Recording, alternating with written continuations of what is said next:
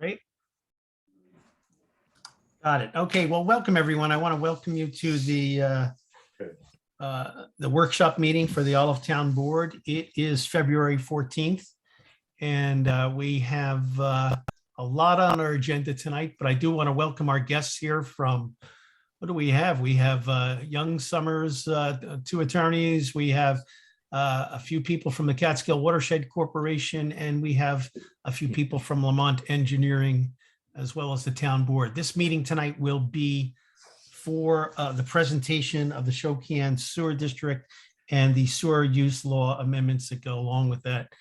I'd like to let everybody know that this is a meeting for the town board. This is our first time meeting with you, and I felt it would be really helpful to have the town board get an opportunity without a lot of public input at this point to just gain some clarity on the process and the law and the engineering that goes along with it. So I thank you all for taking your time tonight to meet with us. We'll also have an opportunity to set the schedule coming up that has gotten a little bit pushed back because of this meeting getting pushed back and some other processes I'd like to see followed on this.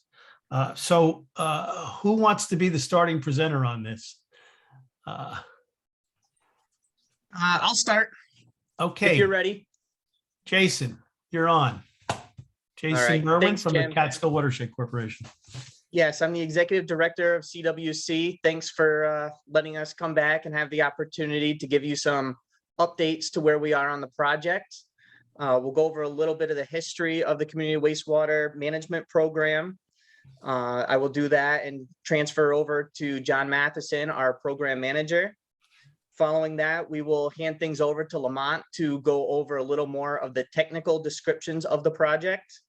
And after that, we will turn it over to Young Summer to go over some of the legal, clerical, and logistical issues that the town will be going through over the next few months. Thanks again for the opportunity to be here and speak to you directly. It'd be nice to do it in person, but this is the next best thing. So with that, I'm going to turn it over to John, and don't hesitate to ask any questions throughout any of these presentations and updates. Okay, good evening, everybody. My name is John Matheson, Environmental Engineering Specialist and Program Manager for Community Wastewater Management Program for Catskill Watershed Corporation. I'm going to take about 5 minutes just to read through a summary of the Community Wastewater Management Program of what has happened in the past and where we're going with this. So I'm just going to read through a little bit and stand by and listen, I guess. And like Jason said, if any questions, please jump right in and ask me. Catskill Watershed Corporation is a not-for-profit local development corporation that implements and administers various environmental protection, economic development, and community improvement programs throughout the New York City, west of the Hudson watershed. This watershed and its 6 reservoirs are the primary sources of drinking water for New York City, as well as other communities that adjoin the New York City aqueducts. The CWC Community Wastewater Management Program, better known as CWMP, is intended to fund the planning, design, and construction of community septic systems, including sewer collection systems and/or creation of septic maintenance districts that include septic system replacement, rehabilitation, and upgrades, as well as operation and maintenance of the district. The program has funded projects in Bovina Center, Delancey, Bloomville, Hamden, Boyceville, Ashland, Truck Creek, Lexington, South Corrick, Claryville, Shandaken, and West Conesville. The funding is available for 2 more identified communities listed in the CWMP rules and paragraph 122 of the 1997 New York City Watershed Memorandum of Agreement, better known as the MOA, which are Hawkettsville and New Kingston. Shokan was added to the CWMP program per the 2012 FAD agreement. If community septic systems or septic maintenance districts are not practical due to site conditions, and there is a demonstrable water quality problem due to failing septic systems, the participating community may elect to allocate program funds to construct a new wastewater treatment plant, including a sewer collection system. Eligible phases for each project include study phase, pre-construction phase, construction phase, and operation maintenance phase as described below. I'll go through each one of those. Study phase. CWC and the project consultant will examine the technical feasibility maps, cost, planning, and implementation issues for each participating community. The study phase shall determine the preferred wastewater solution for that community and the associated block grant. Shokan has already gone through that phase, and now we're into the pre-construction phase. This phase shall begin once DEP and CWC approve a planned project and DEP approves the associated block grant amount. This phase shall consist of items such as, but not limited to, final design, district formation, sewer use law support, project bidding, O&M procedures, contract, and legal items completed by CWC or its agents in cooperation of the participating community. The construction phase. This phase shall implement the project and shall begin only after CWC and DEP have received a written commitment from the participating community. That will complete the project and operate the system. Operation maintenance phase. This phase shall commence following project construction and in accordance with the conditions of any operation and maintenance O&M contract signed prior to the construction. Participating community to execute O&M agreement with the DEP. The New York City DEP agreed in the New York City Watershed MOA to fund a program known as the New Sewage Treatment Infrastructure Facilities for Towns, Villages, and Hamlets in order to assist villages and hamlets that may be experiencing water quality problems due to failing septic systems in close proximity to streams and other water courses in the west of the Hudson watershed.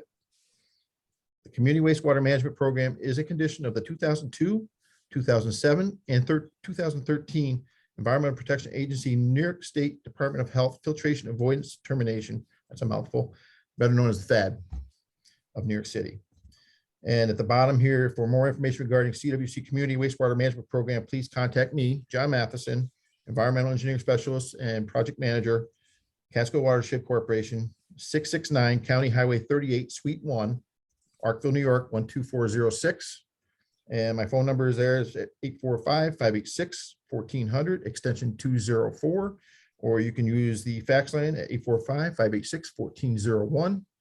And then we have my email as well as jmatheson@cwconline.org. And that concludes my portion of it. Any questions?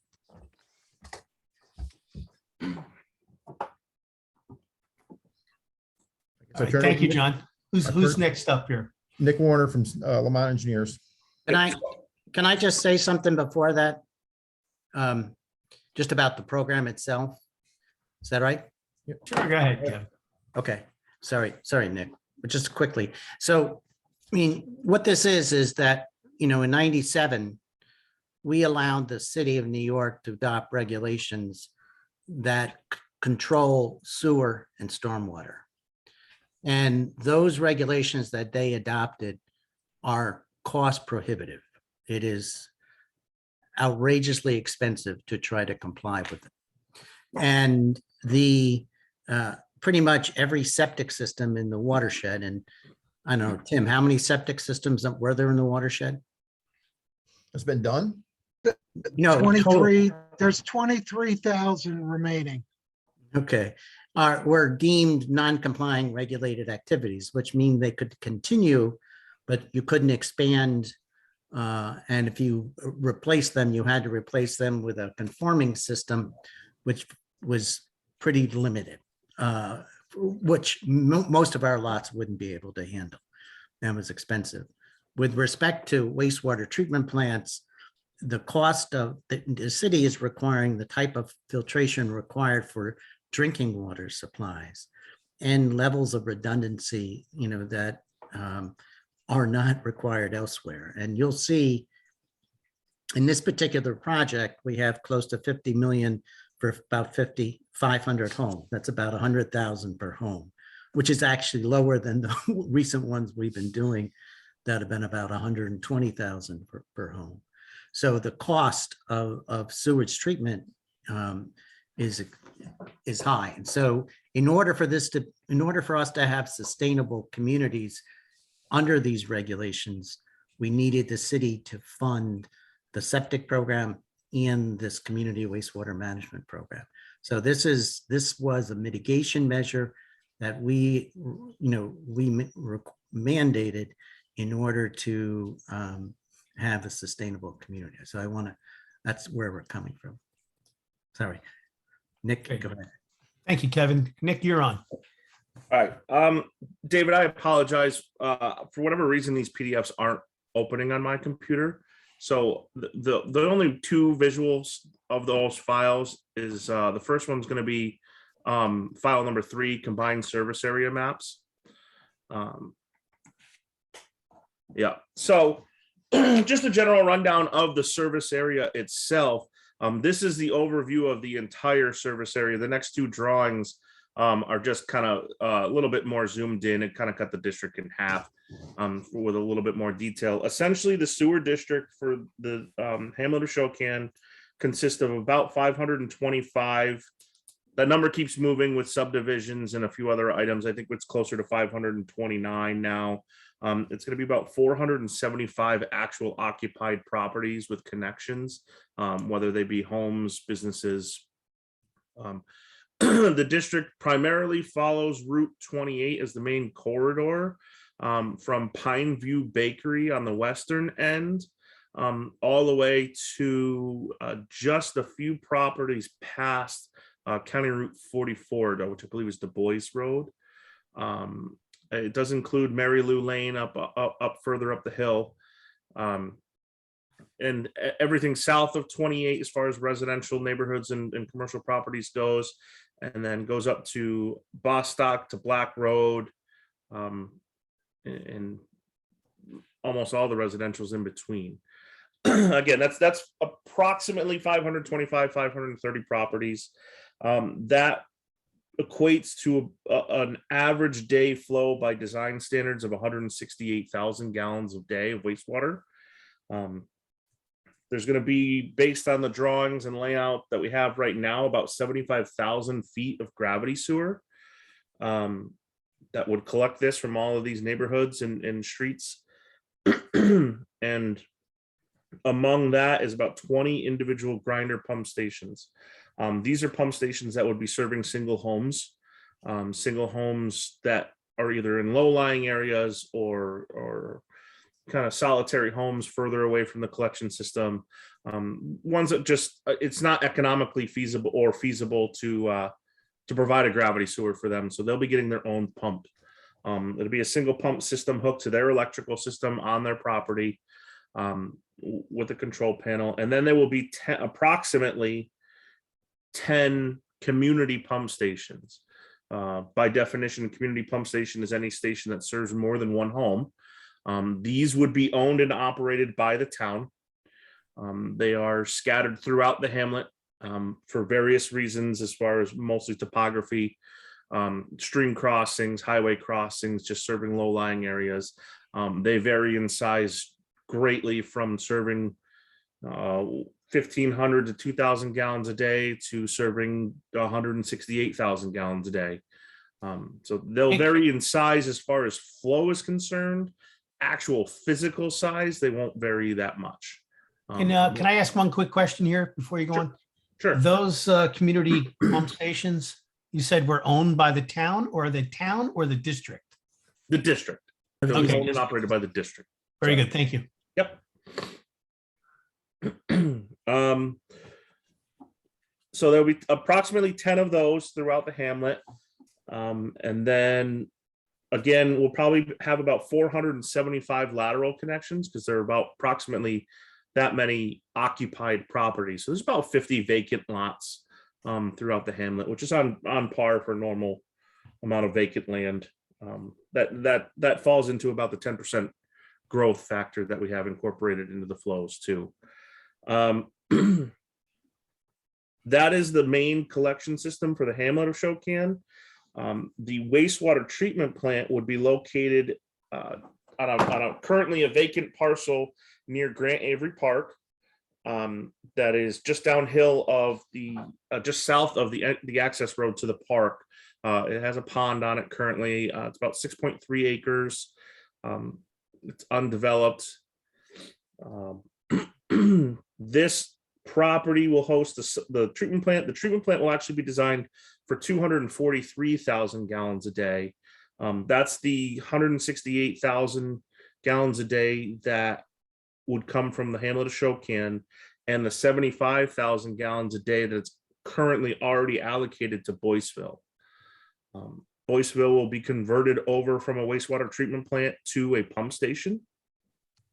The We will have to add a small addition to the back side of the building to house these new pumps that would pump the wastewater from Boyceville all the way to Shokan, directly to the Shokan wastewater treatment plant. And then most of the tankage within the building of Boyceville is going to be utilized for emergency storage situations in the event, for whatever reason, Shokan can't receive flow from Boyceville. The water would then still be stored at Boyceville until such time that Shokan can then receive the flow.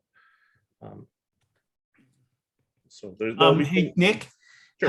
how much time, if those are storage, utilizing, I'm assuming this, what's designed there now, how much storage would you have there? at design flow of 75,000 gallons a day, I believe just the two current SBR tanks is a little bit more than a day, 24 hours at a full 75. Boyceville right now sees anywhere from 18,000 to 25,000 gallons. So you probably have 4 to 5 days of storage just in the SBR tanks. And there's 4 or 5 other tanks, albeit smaller, that could be utilized too. Okay, So you have several days worth of storage at the current flows. right. Thank you. A question or comment? Just to back up to the pumps at the homeowners' houses, you said they're going to be hooked up to the homeowners' electric?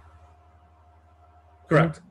Okay, so that's an expense to the homeowner, not to the sewer district. The capital cost would be part of the project, and we would have the contractor do all of the installation work, pulling the power from the existing utility or the existing electrical service and meter box or breaker panel. The additional electrical usage costs, from what we're finding from other communities throughout that are going to have similar pumps as this, it's less than $1 a month in additional electrical costs. There are other communities that have a reimbursement program. And they found out that they have to basically reimburse the utility every 6 months because the postage costs more than the reimbursement. Yeah, but So it's I just want to, can I just explain that the reason we do it this way is that we don't want to own those grinder pumps, because if we do, then we're responsible, not the homeowner. And the homeowner, he could put different things down the drain. We want the homeowner to be responsible for the grinder pumps. We don't want, so the homeowner pays for the electricity. We sometimes provide extra pumps. So if that grinder pump dies, we may have a pump that we replace it with, but it's up to the owner to actually install it and maintain it.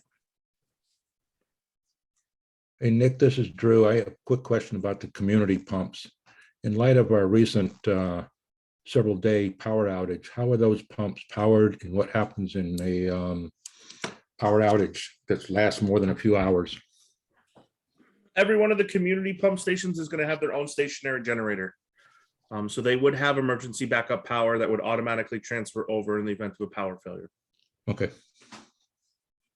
I will add, Drew, that if the pump stations are very small, there is the option of just having a storage tank that equals the daily flow to that pump station. I have a That's an question. option that will be considered. If a homeowner has a grinder pump that needs to be replaced, how much does that cost? I don't have the exact figures on the pump itself. It would typically, if there was a failure, it would be the pump itself.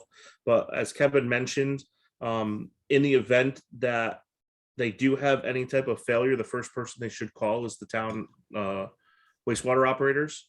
Let them evaluate the situation. As he mentioned, that they may have spare pumps on site. It's the town's discretion whether they enforce the property owner, to buy their own new pump, or if they need to just be serviced. I guess it's more along the lines of whether it's a product of misuse or just pump failure itself. But ultimately, to prevent purposeful misuse and putting things down the drain, like Kevin said, that shouldn't be down there, it is the responsibility of the homeowner, but obviously typically communities cooperate with the homeowners and have spares and help service and help those property owners as best they can. So if the community has to pay for the spares, approximately how much does it cost? I mean, just ballpark. I think a pump, an E1 pump, Mike, I would guess is, I believe from what I recall seeing, is somewhere around $2,000 for the pump itself. Yeah, I was gonna say about that. Okay. The entire structure, the whole package, control panel, the structure itself that the pump sits in, and the pump I know is about $5,000. So I would say the pump itself, which would be the only thing that would really ever fail, would be somewhere around 1,500 to 2,000. Thank you. I can also say that we had a pump failure in Boyceville either last year or at the end of the year before, I forget. And, it was a place where someone was putting things down into the drain they shouldn't have put in. But, there was also a situation where, the person there was having some issues, and the pump was replaced at no cost. And it was communicated that this couldn't go on, that the situation there had to be remedied. Kevin, isn't it true that the town has discretion over Yeah, how this yeah. is actually enforced? Yeah, we just want, we had in another town recently, the pump failed and the basement filled with sewage. And, now all of a sudden, the ratepayers are now going to be responsible for that person's basement. We want to avoid creating liability for the ratepayers. But we have discretion, and we recommend generally that we keep an inventory of those pumps, whether we replace it or whether they get a plumber to replace it. It depends on, the circumstances. But this is Drew again. I got one question on the homeowner pumps. In light of, again, the power outage we had where it lasts several days for some people, how much storage is on site where that pump is if we have electric out and they don't have a backup generator on site? So typically the design standard requires 24 hours of design flow for the home. So Okay. it serves, you allocate 110 gallons per bedroom Okay, of a home. So a 3-bedroom home gets 330 gallons of storage. Now, keep in mind, most of the homeowners and property owners, I believe actually all, are on wells here. So if you don't have power, your water usage is obviously going to be completely limited as well. but I mean, if they use buckets of water to flush their toilet, at least it's not going to be a backup problem. Correct. Some storage. Okay. Correct. And all of these these pump stations will have control panels that would be allowed, that would be capable of receiving a generator plug. And the wastewater treatment plant operators will have a generator that would be more than capable of pumping these out. So in the event like you just had of your ice storm, one of the jobs that the operators would probably take on would be every day, once a day, go to each home and run each pump station down so that it's empty again. Terrific. That makes good sense. Thank you. And also, I'd also be in light of the last situation where we started to see flaws in the management plan of the town and some of the facilities, that having that storage in the community pumps would be something we would recommend, so that it gives us options for pumping and or remote generation. If the generator fails or what, it does give us options. Okay. One of the things we had planned to talk about was the shape of the district, how that got selected. Is that something Jason or John you want to discuss? I can bring it up as far as how the district was basically formed. On the original viewing from the city, they looked at basically a small area along the Route 28 corridor, and they didn't really look outside of that. And then I met with Ken Kaziski from New York State DEC. And we looked at the map and he says, nope, this is what we're looking to have. And he picked up a bigger, broader area as you're seeing it today in this map. And that was what was end up being accepted for the district for Shokan.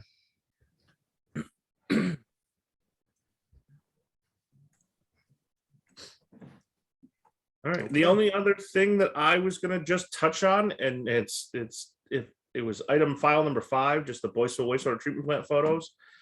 This is obviously your treatment plant that you already have. Aesthetically, what we're starting with is gonna look very similar to this.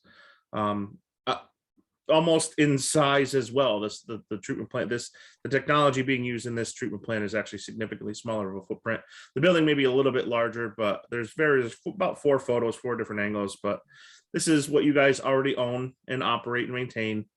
But roughly the same concept as far as what we're going to do. We're going to try to make some considerations as far as aesthetics go, obviously, because we're going to be right next to your park. We're going to do the best we can as minimizing clearing of the site, tree removals, things like that. We want to keep this as screened as possible with the existing trees that are there. Just so this isn't something that everyone's going to be staring at while they're at the ballpark.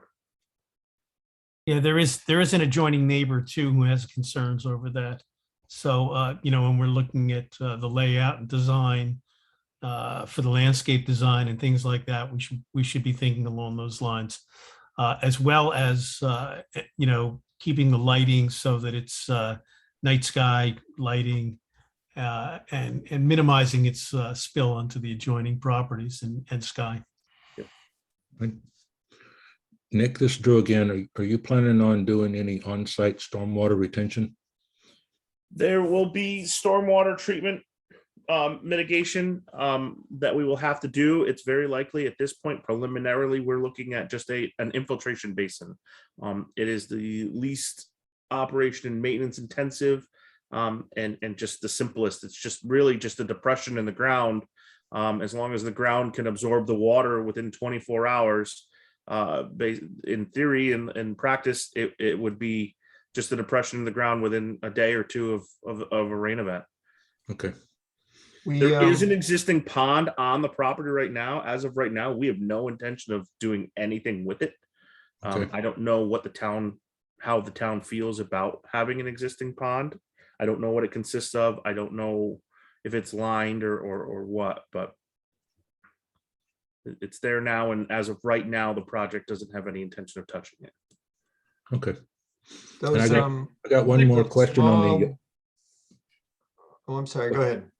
I got one more question on the district itself. At this point in time, from CWC and DEP's point of view, the district boundaries are fixed and non-changeable. Is that correct? Just at this Let me- time, well, go ahead. Okay, so let me say that you theoretically can change the district boundaries. That's your determination. But the city money cannot be used to pay for any infrastructure that would go to the expanded areas. Right. Okay. And the subsidies that the city gives, the household subsidies, wouldn't apply. Right. So in a sense that because of that fixes the boundary through construction phase anyway. Yeah. Okay. I was wondering, we talked a little bit about the Boyceville plant, the Shokan plant, and the capacities of each. And I know that I've discussed this with many of you prior to this about people utilizing the district, people accessing the district in the future. And I'm wondering if you can address the amount of growth in the Shokan plant and the amount of growth that would be from Boyceville to Shokan. In other words, that line, that forced main that goes up 28, will that as well have design for that 10% plus the maximum of the Boyceville district? Will there be room for growth on that line? Jason, who do you want to answer that? Lamont would know the technical details of what that line is able to handle. Jim's correct that the 10% is allocated for both the Boyceville district and the Shokan district. The capability and the capacity of that line would probably be a Lamont answer for what is actually planned to go in the ground right now.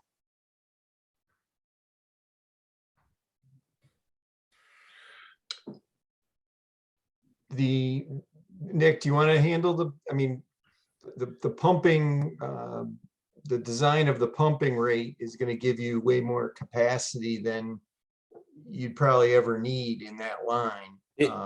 With respect to Boyceville alone, there's a significant excess capacity built into the capability of the pump station that's going to be pumping from Boyceville all the way to Shokan.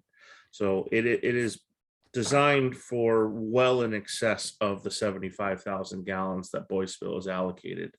The force subsequently, because of that, the force main between Boyceville and Shokan is sized such that it could handle a decent amount of additional flow. Obviously, an evaluation on a case-by-case basis, depending on how large of a connection would be added in between, would have to be done, but it would be pretty sizable. Yeah, I guess where I'm coming at it is I'd hate to have these capacities defined in Boyceville and in Shokan, and there be any kind of restriction in between, whether it's the line itself, the pumping station, that they all meet that capacity that the Boyceville was designed for. Yeah, the capacity of Boyceville, when we incorporated Boyceville to be pumped to Shokan, we argued the case that they were already allocated for 75,000 gallons a day. That is what we will design to be able to send from Boyceville to Shokan. And in just the process of the design, because you need to design a pumps capable of at a minimum of that. Obviously, we're not going to get a Cinderella story with a pump that fits perfectly. So to be conservative, the pumps can handle more. And that 75,000 gallons per day is a 30-day average. That's So right. So you can have much more on any one given day. You just can't average more than 75,000 over a month. Yeah, and along the same lines, just for the sake of the board who may not be aware of this, could you just elaborate a little bit more about the design of Boyceville and the design that we're looking at in Shokan, and what those capacities are designed for, and in Boyceville, what the actual use is, and how much the board has in the future of looking at not only the design capacity, but the actual usage if we decide we want future build out. Okay. Typically, in using Boyceville as the prime example of this, as you may be aware, obviously the 75,000 gallons a day is the design standard because based on the state recommendations. They recommend a specific amount of flow per household, per commercial property, depending on the usage of the commercial property, whether it's an office building, a hair salon, what have you. Those produce design flow capacities, which historically we've seen as about, in reality, flows are about a third of what the design standard really has us designed around. So, Boyceville is an example. 75,000 gallons a day is the design flow, but really that flow right now, or the plant right now, is seeing anywhere from, I believe it's 18 to 25,000 gallons. So we would anticipate that Shokan within the first year would probably see somewhere around a third of its design flow. So a third of its 168,000, which is 56,000 gallons. So between the two, we would be seeing somewhere around 80 to 85,000 gallons a day on a plant that's designed for 243,000. So roughly a third. So there is a significant amount of excess capacity inherently built into these systems based on the design standards that we're required to follow by the state. So Nick, this is Drew again. So one of the things I'm guessing there's a little design changes or something. but Boyceville has a little over 100 users with 75,000. Shokin's got just under 500, but only a slightly more than double the design flow. Why is there such a difference in that? Well, Boyceville has the school and Bread Alone. And the school had a Speedies permit for, I think, 27,000 gallons. So even though, so in Boyceville, in designing the plant and actually in charging the school district, we assume that they generate 27,000 gallons a day, every day of the year. Okay. So in Boyceville at the time had a lot of commercials. They had a lot of non-households that, and in Boyceville, they may have given us, I can't remember, but in Boyceville right now that we're assuming that each household generates 300 gallons a day, Right. which is different than what we were allowed in any other community, or except for one. But here we're going to, in Shokin, we're only allowed 260 gallons a day, which is, Right. what they didn't, so there's. So what it amounts to, if you were to redesign Boyceville in today's standards, it would be a much smaller plant. Yeah. Okay.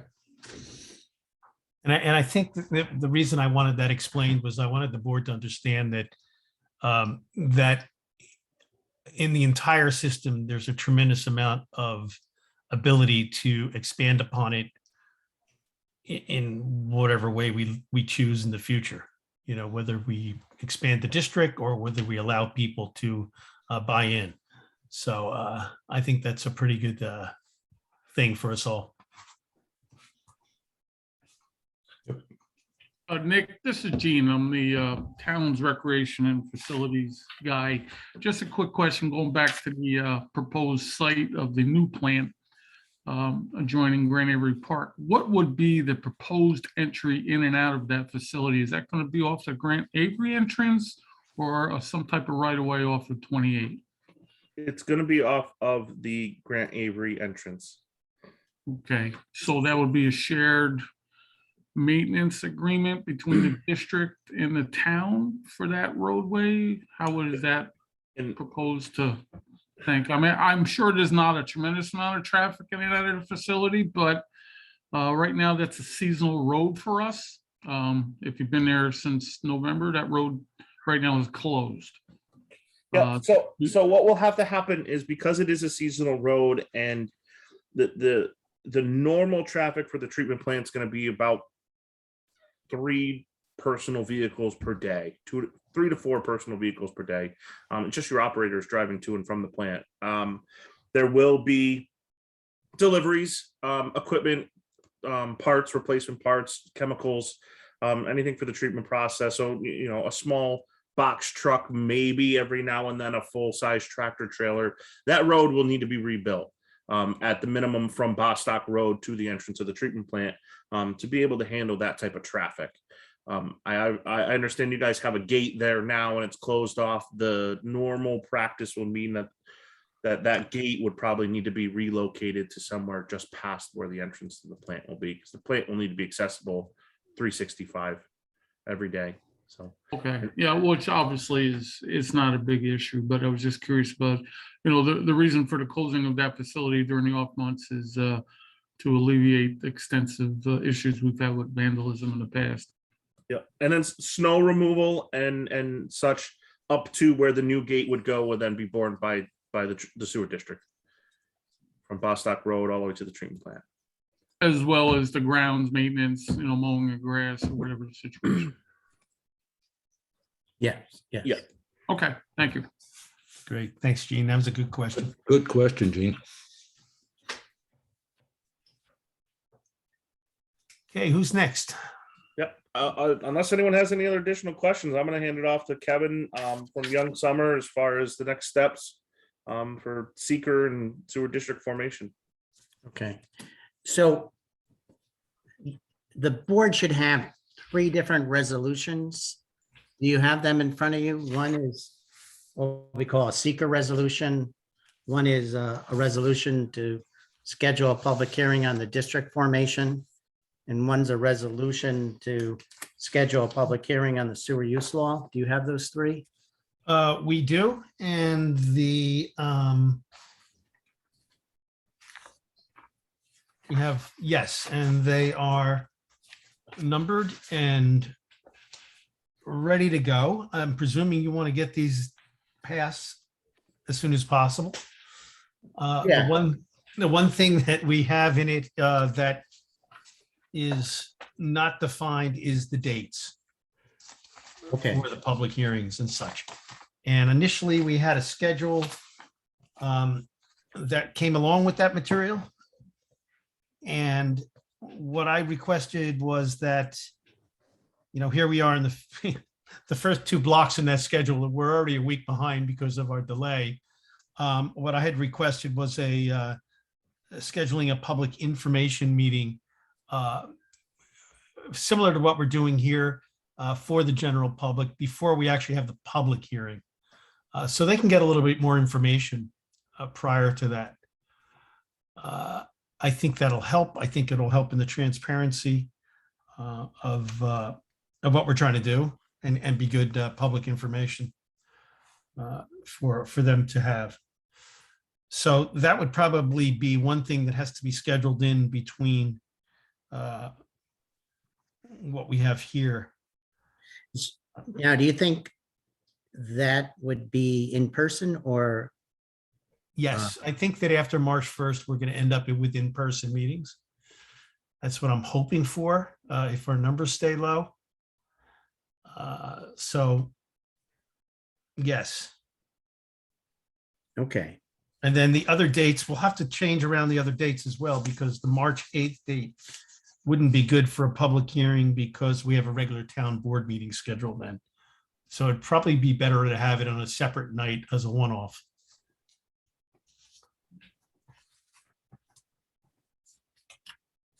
you guys want to, Jason, you want to think, would pick it, or Tim, what do you think?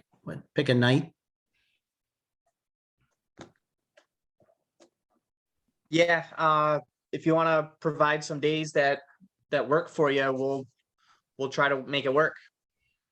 It's not Wednesdays, Jim. I'm busy. Not Wednesdays. I think it would be great, Tim. During court time. With dual purpose room. Yeah. And we need a little time to get the word out about that. Okay. So why don't you guys contact CWC tomorrow and just let us know what day you think will work for you. Yeah, that would help because I need a little time. I didn't quite get to my homework done on this. I wanted to have a little time to look at, put out some dates, but also to look at our calendar and see what else is going on in the town during those dates. I'm thinking that we'll probably have the public information meeting after the March 8th meeting, probably the week, of the 14th or 21st. And Okay, then schedule the public hearing, start that whole public hearing process after that. so would you want to do the public hearing at your normal meetings in April, or would you want to do it? No, I think it should be a one-off meeting, Or the So- public hearing he was talking about. the public hearing. You want a special meeting then? Let me make myself clear. Prior to having a public hearing, I'd like to have a public information. Yes, meeting. yeah. And that should be sometime, I would imagine, after the March 8th town board meeting. So the actual public hearing on the sewer use law, on the district formation, could be scheduled for some time in April. It could be, yes. And April, our town board meeting is on the 11th and 12th, so it could be that first week of April, April 4th. You don't want to do the public hearing at a town board meeting, Jim? The actual. No, I public hearing? think, I think that, there's a lot of people involved with this. There's a lot of people who are interested in this. I think it's better to have a one-off meeting myself. What do you think? That's fine. I see Scott shaking his head, yes. I Yeah. agree. Okay, yep. Yeah, the board seems to think that too. So maybe that should be So March 4th? March 4th. No, April 4th. Yeah, I'm sorry, April 4th. Yeah. April 4th, the public information. No, no. I'm sorry, the public hearing. Yeah, And then the public information meeting, like the week of the 14th or 21st of March. okay, so you're gonna pick that out. Yep. And Jim, would you anticipate the town board voting on 4-4 immediately at the close of the public hearing? Or I would say be that at the we, town board? I would say that we have the town board meeting on the 12th. So then we would, have that public hearing and go to the Okay. 12th. It gives time for letters to come in and emails and whatnot as well. Okay. I just feel like that because this is a very large project for the town, it's a large project for, CWC, it's the largest one CWC has done, that we want to make sure that people have the time and the ability to get the information and discuss it amongst themselves and break into small groups and start arguments. You say the word charrette, we're gonna leave though. But no, that's fine. I was just thinking in terms of legal notices and stuff. If you were gonna have just a public hearing or do a town board meeting after, or wait until later to do the town board meeting with possible action. No, I'd rather do that at a regular, we'll vote on it at a regular town board meeting on April 12th, if that works for you guys. That sounds like a good schedule. Nick, Okay, are you available for those public information meetings? Yeah. Okay. Yep. And I don't know, I mean, we can toss around a couple of dates now for the public information meeting. If you want to have it on, boy, I wish I had, let me see if I can pull up the town calendar, if it has anything on it. Probably doesn't.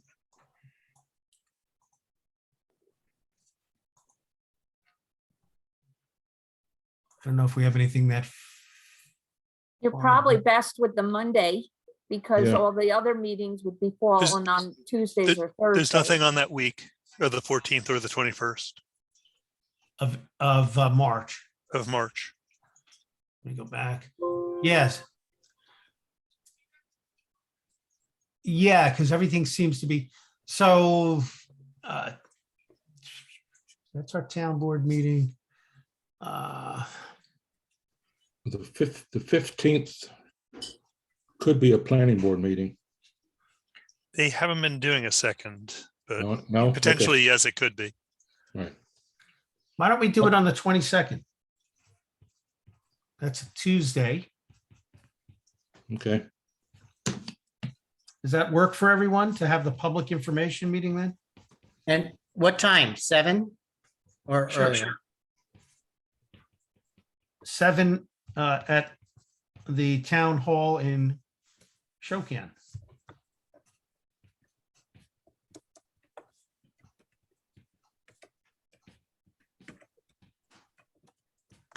Did you say the 22nd? 22nd Yes. of March, yes. Is that good for everyone? Yep. Yep. I can't believe that we said one date and everybody agreed. That's it's phenomenal right there. All right, And the 4th also at 7 o'clock for the public hearing. 7 o'clock on April 4th, public hearing, 7 PM, same thing at the town hall in Shokan. So do you, like many people, many towns will say, they'll schedule the public hearing. If the town board meet starts at 7, they may schedule the public hearing at 6:45. Do you usually schedule your public hearings at the time of the town board? You know, where for smaller issues, we do that, but for Yeah. this, that's why I want to have a one-off meeting. Yeah, I mean, okay, all right. If we're so- lucky, we get there and yeah. we have a 15-minute meeting and it's done. Okay, so Nobody shows up. technically, we have two hearings, one on the sewer use law, and one on the district formation that we have at the same time. So. Yes, that would be Open up. for the, yeah, on the public hearing and on the vote. Yes. Yeah. So when we do our notifications, we'll have to do it that way. So you would be doing, doing the two public hearings, both on the 4th, one at 7, one at 7:30. Yeah, something like that. That's But what I yeah. would do. Yeah, and what Yeah. kind of happens though is at 7, we'll give presentation, and then we'll open it up, and whoever's going to comment on the district is also going to comment on the sewer use law, so. Right.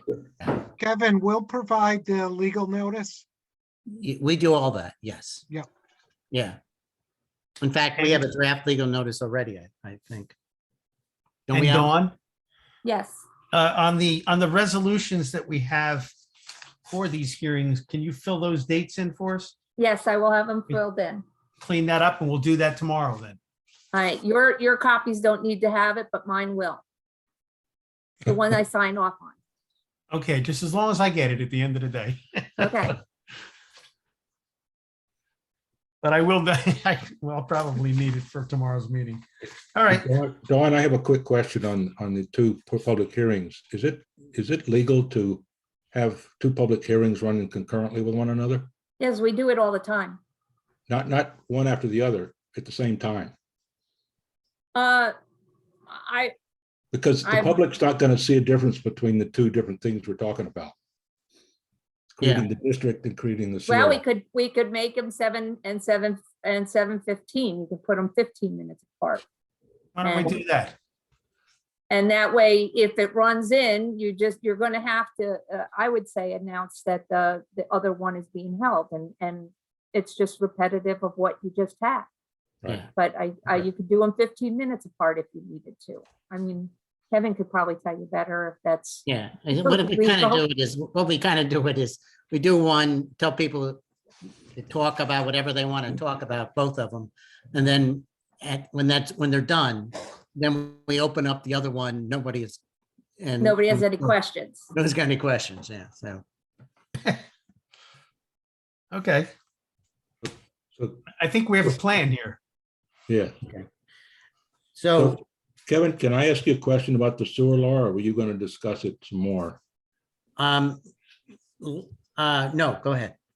Okay, so I've done my best to try to read through all of it. There's an awful lot of legal stuff in there that gets bogged down, but I'm confused about, I'll say Appendix F, where it appears to talk only about Boyceville and the cost and so forth, but there doesn't appear to be a similar document for the Shokan district. And when you and I talked on the phone, I thought Appendix F dealt with the cost between the two districts.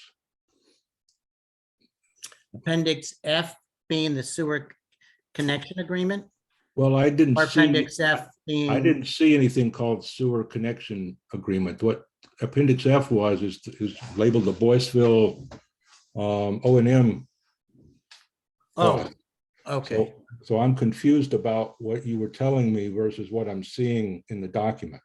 Okay, so let me okay, so I'm gonna sort of just explain the whole O&M thing. So Boyceville and Shokan are two different districts. Each will have their own budget. Town will prepare that budget in September, and we submit it to DEP, and DEP, if they don't object, then that becomes the budget. And with the budget, we have, what we're going to charge everybody. So the Boyceville Sewer District and the Shokan Sewer District will each have their own operation and maintenance agreement with the city of New York. Okay, let me stop you there. That's what I'm asking. I see Yeah. that for Boyceville in the sewer law. I don't see that for Shokan in the sewer law. Yeah, I see that in Exhibit F. Exhibit F, not appendix, exhibit, Drew. Hmm. There's like it's like a contract, it looks like. Well, The- we The don't. connection agreement. Yeah, we don't, but this, at this point, we don't have, Boyceville has an O&M agreement. We're a few years away from Shokan's a few years away from having an O&M agreement. But the O&M Okay. agreements will be identical, substantially identical. And let me just, because it's important. So this O&M agreement we have with the city, it basically says that we divide the users into households and non-households. And this is what we currently do in Boyceville. And the households are capped at $100 per house per year, which goes up with inflation, which up until this year wasn't so bad. But the non-households get what we call a non-household or commercial subsidy of $10,000, but they don't get the same cap. And what we're allowed or required to do is to take the total budget, divide it up based on flow between households and non-households, and then the non-households have to raise their portion of the budget. And at least in Boyceville now, we charge a minimum charge of $250. That $250 has been more than enough to cover the non-household share up to at this point in time. Shokan at this point is likely to have a per gallon charge in addition to the minimum charge.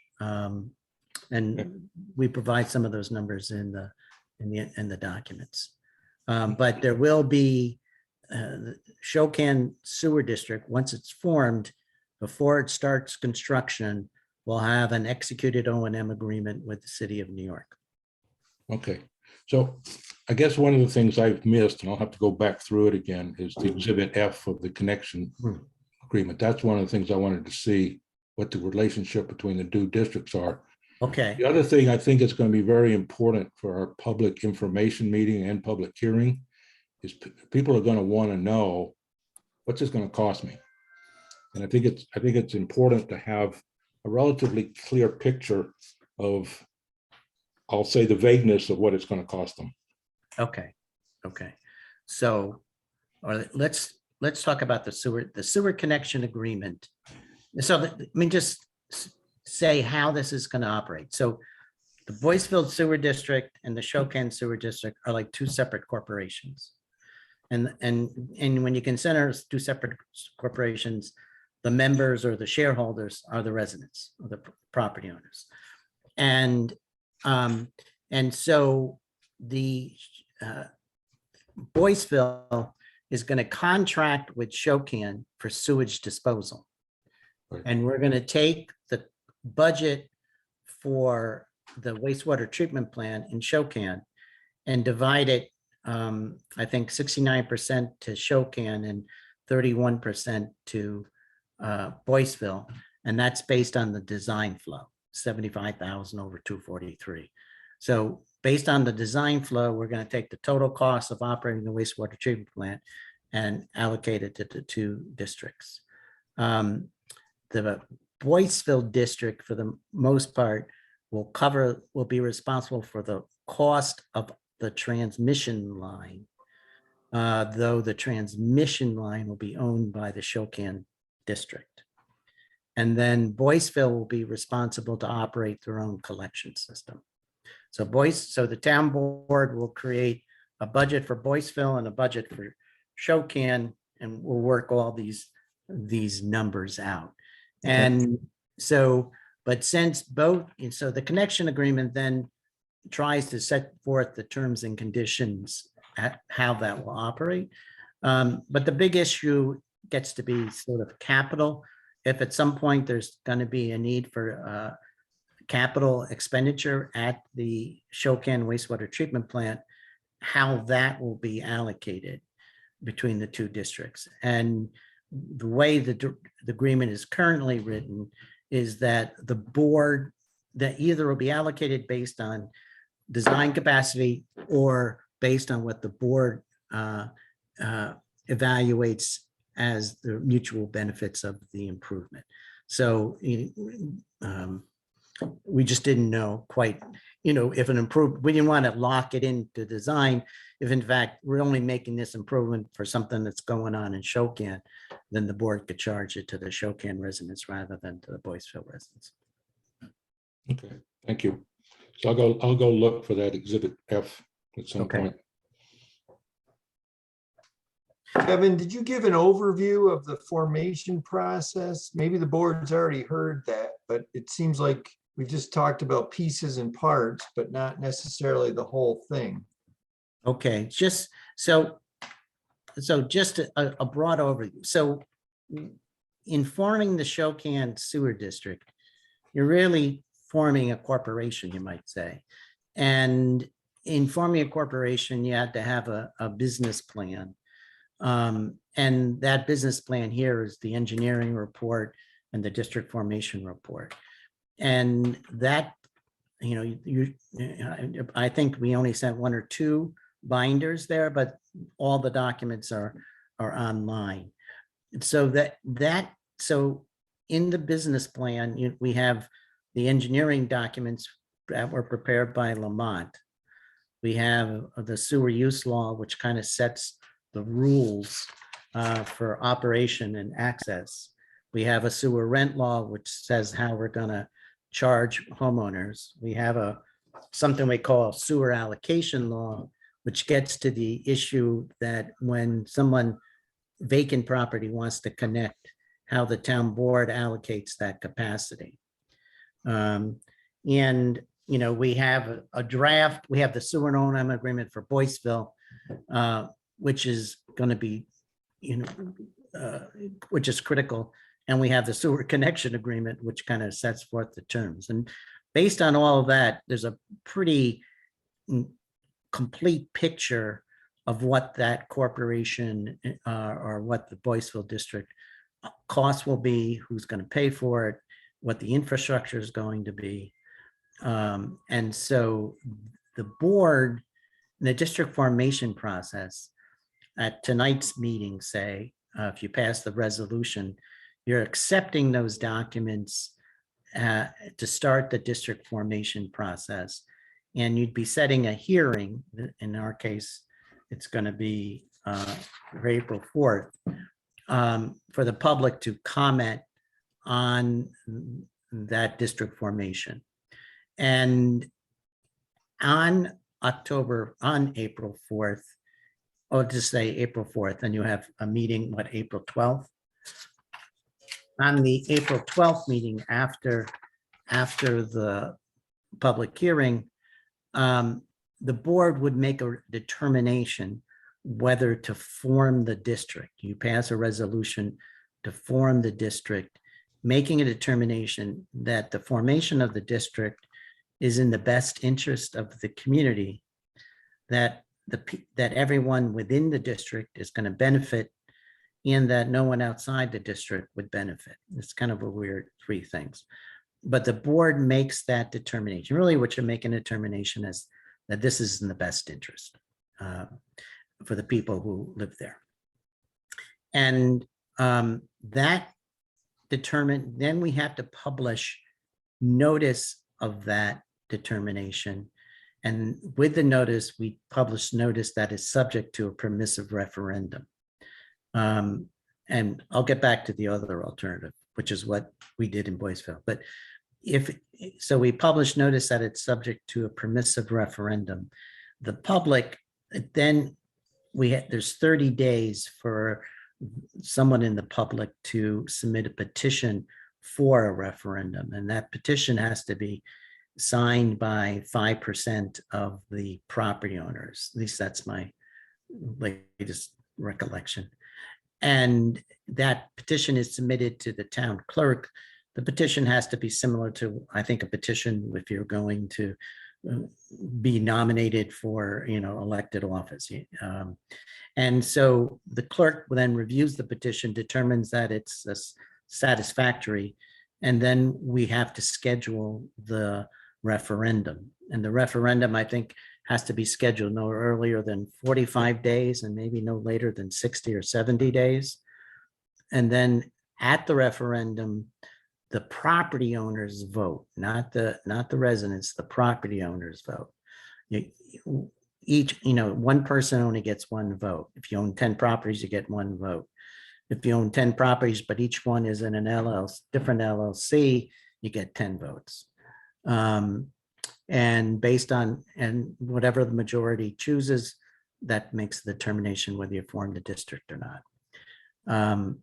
In Boyceville, the board decided at the time it passed the resolution to form the district, it decided to actually schedule a referendum. So we, board scheduled the referendum, we had the referendum, it overwhelmingly passed, but there was a lot of work for that. I mean, individual board members, Tim can provide more detail, but individual board members went door to door. In Shandaken, the one of the 22 communities, the only one that never got constructed, we had, somebody filed for a permissive referendum, and the opponents to the project were much more vocal and motivated, and went door to door, took advertisements out in the newspaper. And those of us who were part of it would say spread misinformation, and were able to vote that system down. So Shandaken, which was a relatively large, I think it was like 169,000 gallons. It was a large plant, never got constructed. And when you say Shandaken, you mean Phoenicia. Phoenicia, yeah, I'm sorry. Yeah. And Kevin, the relationship of seeker to district formation is that seeker needs to be resolved first. Okay, so one of the resolutions we have is what we call a lead agency resolution. And so seeker as a statute says that when government is taking action, the government has to look to see whether that action may have a significant adverse impact on the environment. And if it may have a significant adverse impact on the environment, then you're supposed to do a draft environmental impact statement and go through a full seeker process. The way seeker is organized, one agency is the lead agency, the one makes the decisions, these decisions. And so we have a resolution whereby the town becomes the lead agency. And in every one of the 22, the towns have become the lead agency. So the town, if you pass that resolution, the town saying, we want to be lead agency, then Lamont will send out tomorrow or the next day to the other involved agencies, notice that that the town wants to be lead agency, and they have 30 days to object. And in all the other cases, no one ever objected. The city will always send you some comments about the project. And at the end of that 30-day, you can then vote to be the lead agency. When you're the lead, and the town cannot make any determination on the project until it completes seeker. So the next thing the town has to do on seeker is decide whether to require a draft environmental impact statement or to make a determination that there is not a significant adverse impact. And in all but one, we've issued what we call a negative declaration. We have not gone through the impact statement process. And an impact statement process, seeker was adopted in 76, and it's, back then we had typewriters. Today, when we get involved in a DEIS, it's thousands of pages and adds a year to 18 months to the process. without really adding much in the way of information that you're going to need in order to make the determinations you need. So we, arguably will make sure you have a basis to issue what we call a negative declaration so we don't delay the project. So Kevin, will either you or Lamont sort of give us the basic seeker form? Yeah, so that's part of in the book that you have, Green Book, there is the EAF form, the long form EAF form with some background documentation.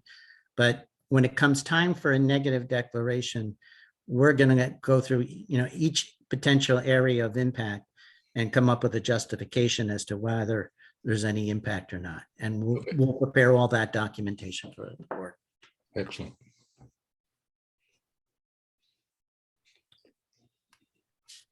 I don't know if we have anything else. I just want to go one thing because that Jim raised with we do have as part of these laws something called a sewer allocation procedure and what we call a special benefit assessment. So let's just look at Shokan. If Shokan has a sewer capacity of 168,000 and Nick is right and it generates about 50,000, then it's going to have about 100,000 of excess capacity. And so the way we got 168,000 was that everybody in the district, we accounted for everybody in the district. And so each home in the district with a septic system, we got 260 gallons. For each non-household, for each business, we went and looked at them and said, okay, it's a commercial facility with 3 employees. It's 15 gallons per employee. Or we went and calculated based on engineering estimates what the flows were. And then we took that total and we got 10%. We added 10% to it and it came up to 168. But to get that money, those residents, those 500 houses or units had to give up their septic system. And they have a septic system, be it a non-conforming use. It's a septic system that allows them to live in their home and is a valid operating septic system, and that has a value. So we say that those people that are there are making a contribution of their septic system. Now, jump ahead 10 years and there's a vacant lot and someone wants to add a 10-unit apartment complex. That person didn't contribute anything and is going to use up some of that excess capacity. So under the sewer allocation law, the board will decide whether to allocate that capacity to that project. And the sewer allocation law says that the person should pay $5,000 per EDU of capacity. The town can make that number 10,000, the town can make a number. It has to be a reasonable number based on what the capacity is cost. But the 5,000 is what is in the current Boyceville sewer use law. So, and that is really, I'm going to say, important because these 500 people or plus Boyceville, you're going to own this plant that is costing tens of millions of dollars. And the city, though, subsidizes the O&M, they don't subsidize the replacement of that plant. And our O&M agreement differentiates between what is operation and maintenance and what is capital. So we use that as a way of raising capital in case there's a capital charge or a capital replacement that is needed in the future.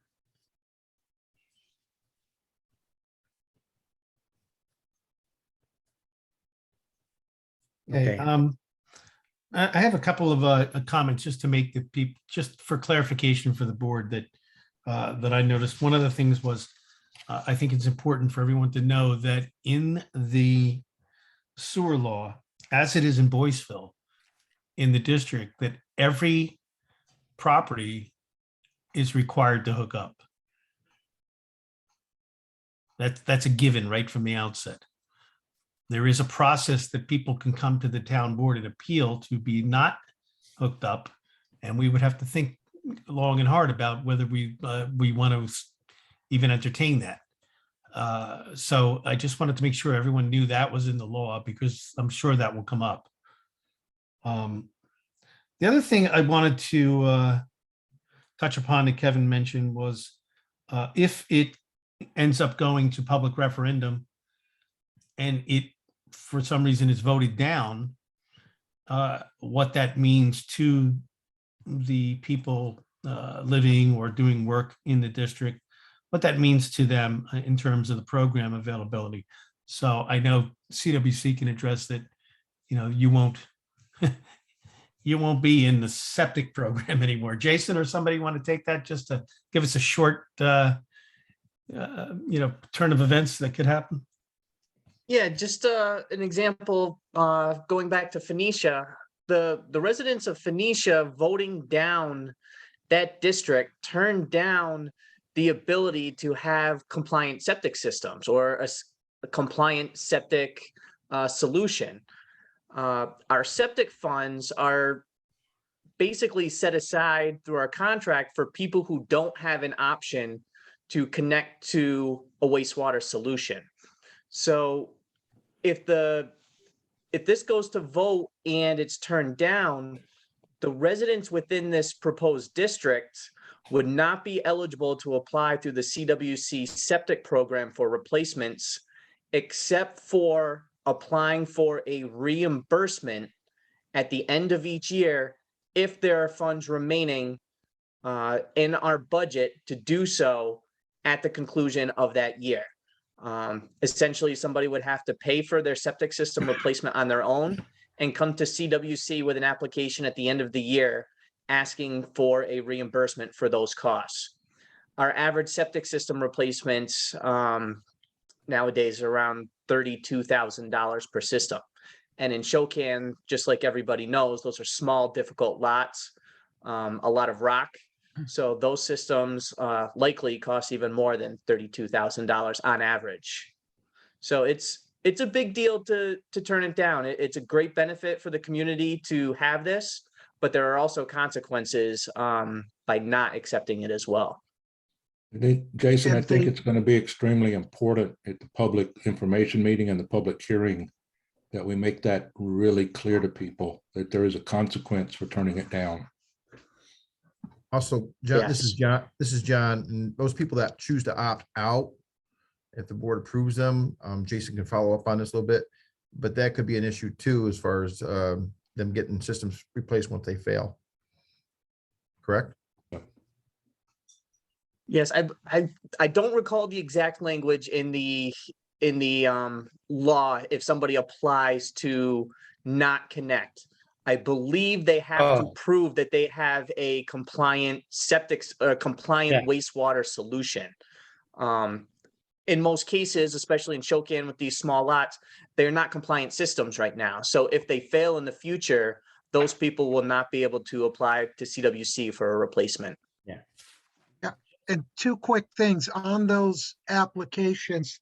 It's not only the current homeowner you have to think about or property owner, it's the future one who's going to have it, who's not even going to realize that this process took place. Very The nice point.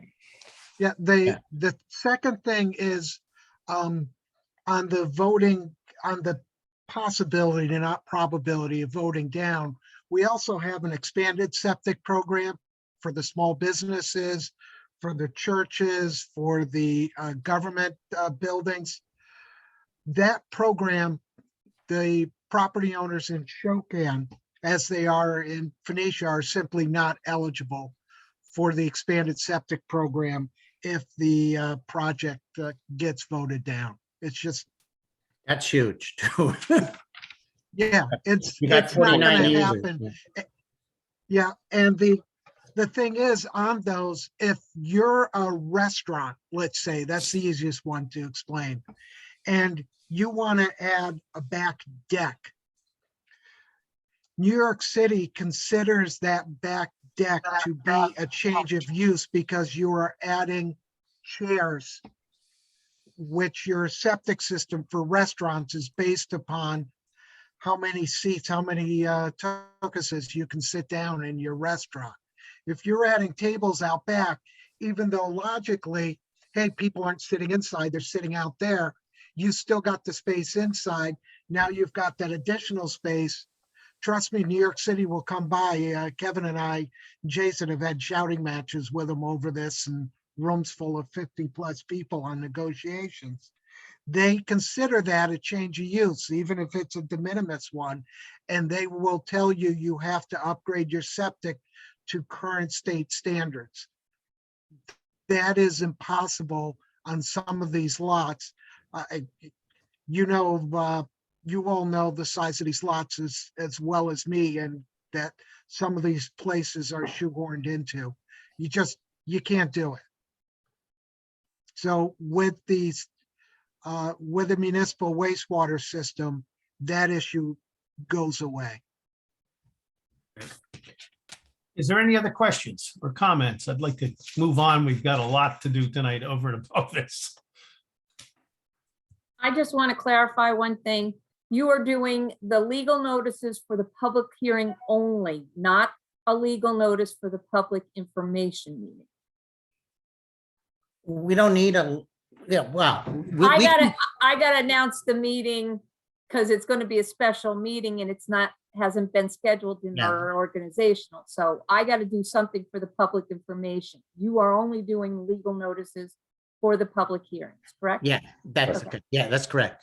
But I think in the schedule, if you adopt these 3 resolutions, I think we would be sending under the supervisor's signature a notice to all the property owners, an informational thing to all the property owners, and then identify in that the public information meeting. So there would be a letter that will go out either, this week or next week. In addition to that, just to, for the conformity of our messaging to the public, could you provide us with a, some kind of public blurb that we can put on our website and social media that would inform the public about this? Or is there anything in particular you want in that we wouldn't think of that? Or would you like just to do the language on it as well for consistency? We'll do the language on it. Yeah. Okay. So we can Kevin- expect that from you. Yeah, Kevin, do we need a legal notice for this public information session? If 2 or more town board members are going to be there. I would say so. Then okay, so can we do one for the public information session too? I think it makes sense. Allison's nodding yes. Yeah. Allison said yes, I saw her. I saw her. I'll do it. She's Awesome. gonna end up doing it all anyway, so. right. Jason, will you be working with Jim to identify the scope of the public information meeting over the course of the next few weeks, or just in terms of I'll what- reach out to you sometime later this week and we can coordinate that. Does that work for you? That does work for me later in the week. Maybe a PowerPoint or something can be put together. We have some TV, some monitors at our town hall now that we can utilize. Be the first time we try them out and see how that goes. Okay. So we'll work up the notices, and then I'll coordinate with you on what we want to highlight on the advertisement.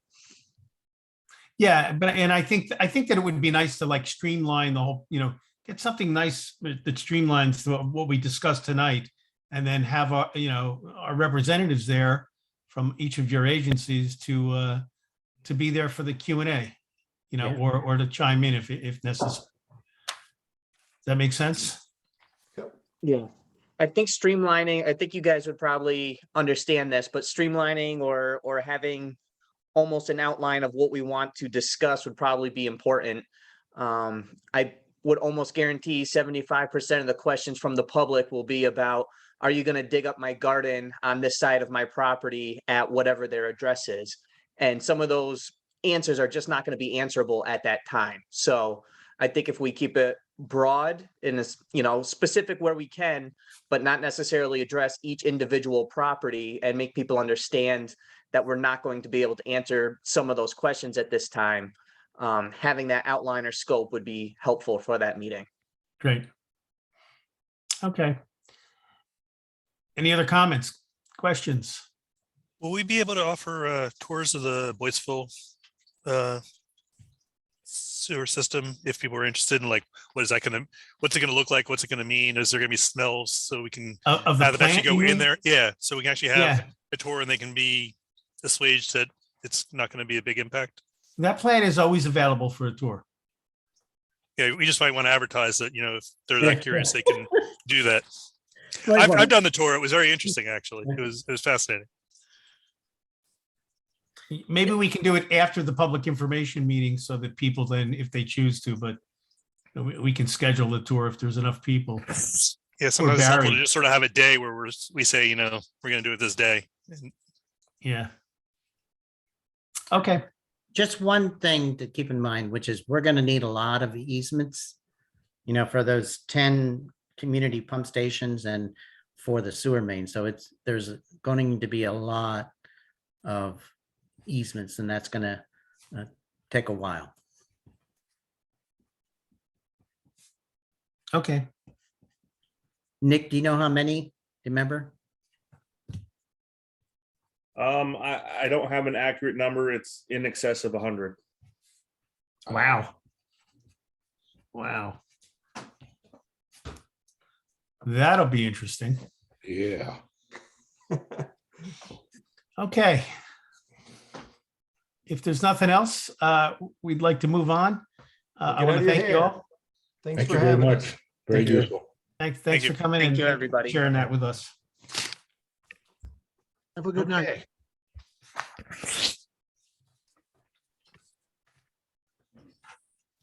Great. Onward to the next item on the thing. I see Diana,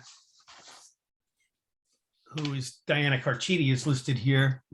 And she just wanted to give us an update on the, she's the town assessor, to give us an update on the assessments and where we're at for this year. Diana, can you hear me? I sure can. How are you? Where am I? Am I? Oh, there on? she is. Hey, look at you. You're all blurry. There you are. Well, what can you do? So the sales market. I'm going to keep this brief because it's a lot. But anyway, you're aware of the sales market and what it's done so far. That has not improved since last year. So after a lot of conversation, a lot of back and forth between the state consultants, Jim and I, and some other resources, I've made the decision that it is probably the best thing to trend again this year. I don't love it, but it's the better of the two options. As you know, we have a bad time sometimes with the city, and we are at risk of being sued sometimes. And so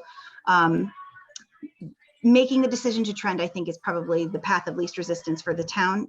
No matter what choice I make this year, it's not going to be great. Every town's in the same boat. But I think that this is probably the path of least resistance. So ultimately, I'm going to trend again, but they are pretty steep. So I just want everybody to be aware of it. And if you have questions before I pull the trigger on it, you're welcome to call me and we can talk about it. But that's pretty much the long and short of it, that we're going to do something very similar to what we did last year.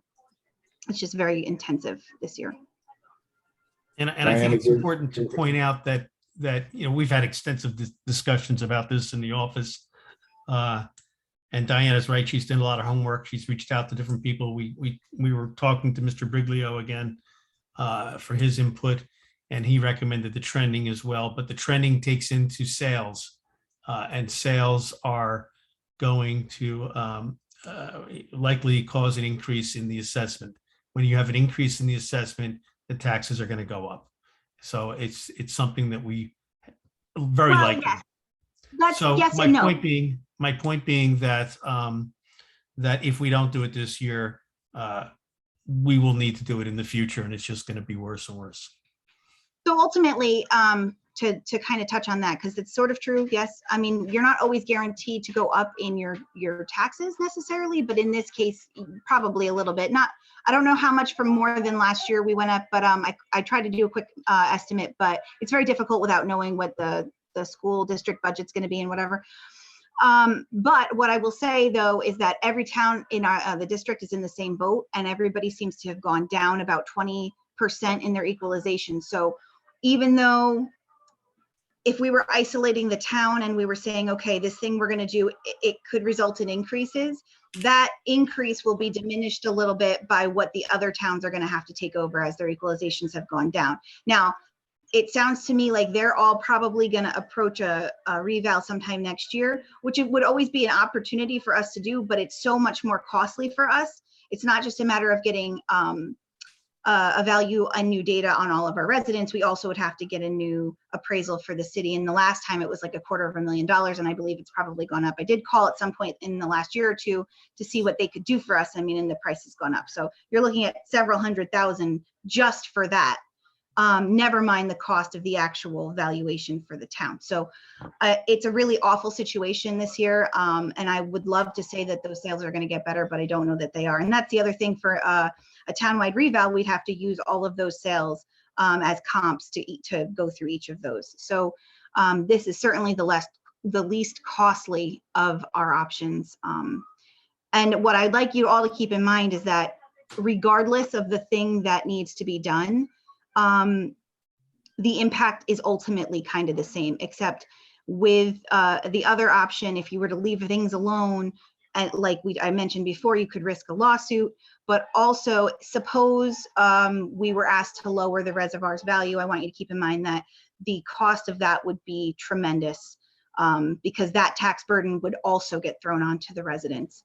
So not only would they be paying additional for what that equalization rate is, they'd also have to take over the difference from the city. And so that would be probably the worst case scenario.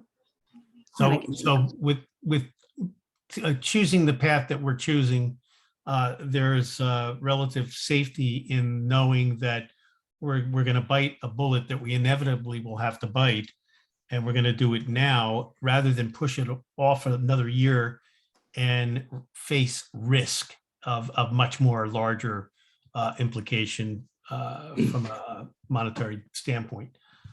Certainly. I mean, there's always the chance that we'll have to do a reval. I mean, I don't know what the future is going to bring. It's always an option, but if you had time to plan for that and to put money away for that, you would be a little bit better off, I think.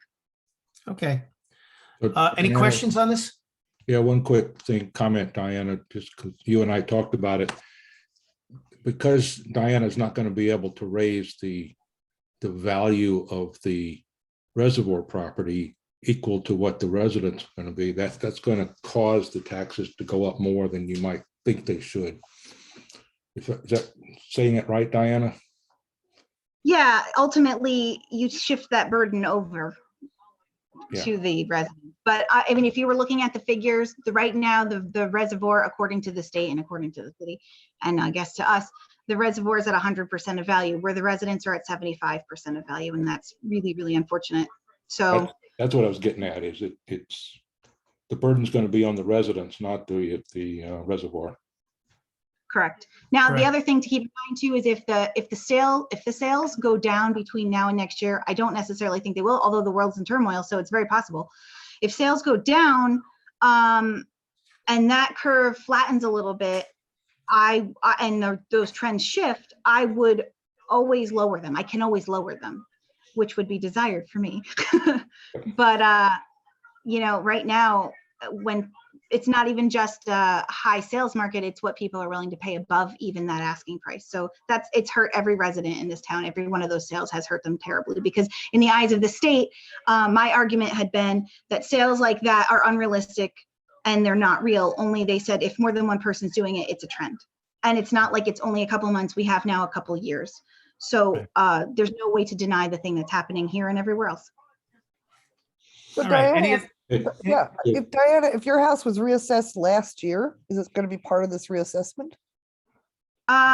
It depends. I'm gonna go through them. So there's a lot of ways to do this. Some people would probably choose to just do a blanket trend. That's not for me. I don't believe in that. So my strategy is to break down based on building style, neighborhood, and a couple of other little things. And I'm going through every single one of them individually. So if I feel like it's not appropriate, then I'll change that trend, which is what I did last year. I felt I couldn't justify it. I changed that. But it certainly is possible. It is certainly possible. Yes. The other thing is too, there's a great deal of new construction and there's a great deal of outstanding projects. So I'm not going to get into the how things get added on because that would be a very lengthy conversation, but there are basically two categories of additions for your role, one being physical and one being an equalization increase. And physical would suggest that you're adding something new to the property, you're changing it, but the equalization increase is like an appreciation of value, and there's a lot of other things that go into that. And so that's where we need to add value, is that appreciation. And there are certainly a number of structures in this town that are undervalued by today's standards. And that's just gotten worse as the sale trend has gone on. How does the city continue to stay below the line where they get assessed for the improvements that they've made over the years? You know, it's not a secret. They've improved their infrastructure, the buildings, outdoor lighting, parking lots, all this stuff. Some things you can assess and some things I can't. We know that they're going to be doing a great deal of projects in the coming years of like, I don't know, what is it, 700 million or whatever that they dedicated for it. But right now, like let's talk about the Ben Niston Lab, for example. Even though that was a very sizable project, not all of that was the structure, not all of that is valuable to me. Like some of it's equipment and other things. So, and the other big problem is we don't have an agreement with them. Yeah, the other thing, Gene, just to weigh in here too, is that you can take all of those improvements they've made over the entire Ashokian Reservoir in our town, and they're insignificant compared to the total number. They're a small percentage. I understand that, but you know, going back in time when we went through the first phase with the city pushing back on what they were assessed for, since that time, they've made improvements, though, and to your point, Jim, minuscule overall, but still they added value to their infrastructure. And they would very legally claim that they also suffered greater depreciation. Yeah. So I don't want to get into this conversation now. This I is know. a I'm just throwing it out conversation, and I'd like to keep it within the board, if I may, please. We have a lot to cover tonight. She's giving us a report on what she's chosen to do, how we approach the evaluations and the assessments of the town and the reservoir in particular is a much longer conversation. So I'd like to move on, please. Unless there are any other questions from the board. This is a workshop meeting. Good luck. All right. Thank you, Diana. Thank you. Thanks. If you guys could just make sure that when I'm strung up in the town square that you'll protect me, that would be grateful. I thank you so much. Get you Valentine's suit of armor. There you go. Thank you so much. I'm gonna put that in my budget. Okay. Next. Who's got me on speaker there?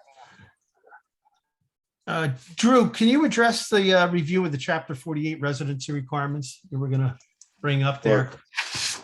So you all remember last year, I asked you about the residency law, where we have some things in there that just don't make sense in today's world. So I sent you probably a couple of weeks ago a proposal, local law number 1, to alter the residency requirements. And it's pretty much what Scott recommended back in a couple of 3 months ago. So it still requires us to hire people in from town if they're qualified. So I would say the way it's written right now, if we have say somebody outside applied for the job, but we found somebody in town that's qualified, and maybe the person outside is more qualified, as long as they're qualified, the person in town would have preference over getting the job. The thing that we're removing from it is kind of a punitive two things in there. One would say that you will remain employed, you would remain a town resident throughout your employment.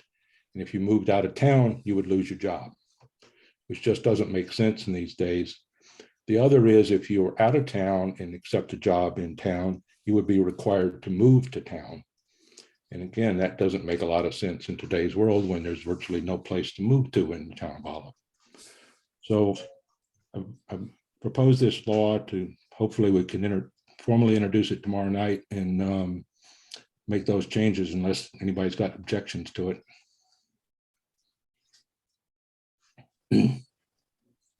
All Sounds right, good. that's good. Okay, yeah, we discussed this, a while back and it came up again and thought it would be a good time to move on it. But Dawn, what I'd like to do is, you can distribute it electronically or in person to the town board if you would tomorrow. And then we maybe set a public hearing tomorrow night for it in March. Okay. Great. All right, thanks, Jim. Thank you. Moving on to, I hate to keep being pushy, but I've got 2 more pages of stuff. We're not even 25% done yet. Simon Gruber has a contract with us that is up at the end of it was up at the end of January. I talked to a couple of you about this.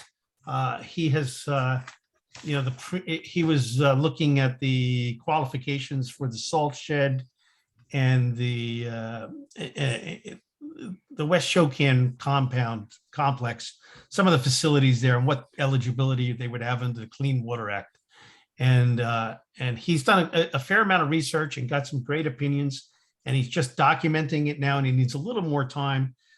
We did the ARPA funding rule changed a little bit, quite significantly, actually, in that it gives us, a lot more flexibility on how to use this.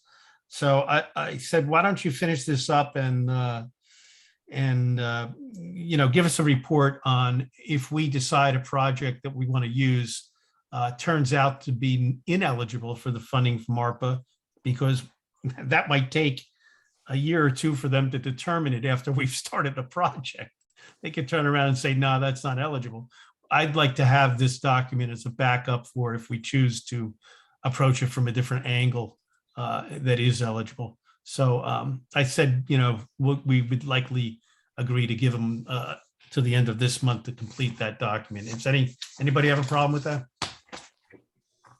Okay, so I'll bring that up tomorrow, just to make an motion tomorrow. You all received the 2022 Comprehensive Emergency Management Plan. That is required to be reviewed often and hasn't been reviewed in a long time. We updated all of the names and contact information of all the different agencies. So we will adopt that amended version of that tomorrow. I wanted to give you a quick update on the ice storm. We were out, some people had power out for 4 days. And one of the things that was generally noticed, there were a lot of communication problems in the town with the one cell tower. I would get up and I'd be on that thing at 6 o'clock in the morning and it wasn't a problem. And by 9:30, I couldn't even open an email attachment or anything.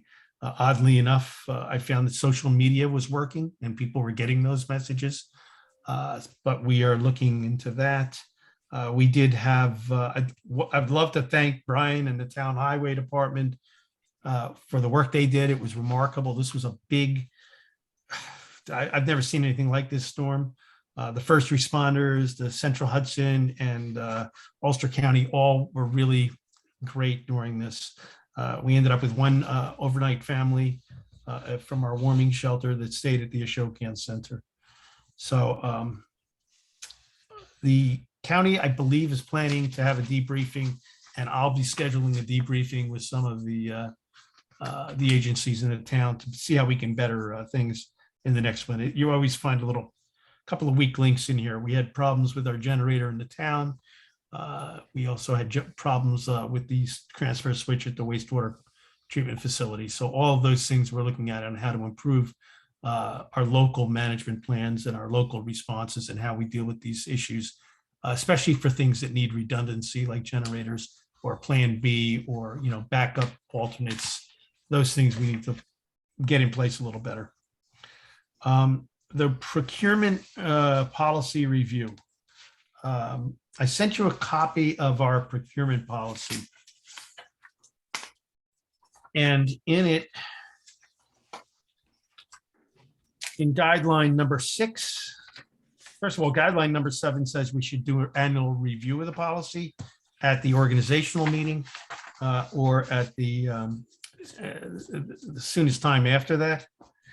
So I took a look at it and it came up, it raised my eyebrow because we are using a firm that has been working with us to apply for the comprehensive plan grant with the CFA that we did not get. In doing that application, we paid them for that. They learned a lot about the town. They also were involved, one of the people involved in that was also involved in writing a grant for the Nature Conservancy.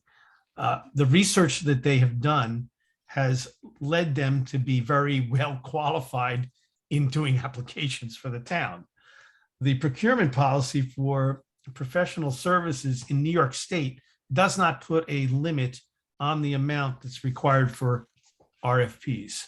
However, in our local procurement policy, there is in guideline number 6, section I, there is a limit of $20,000. And I'm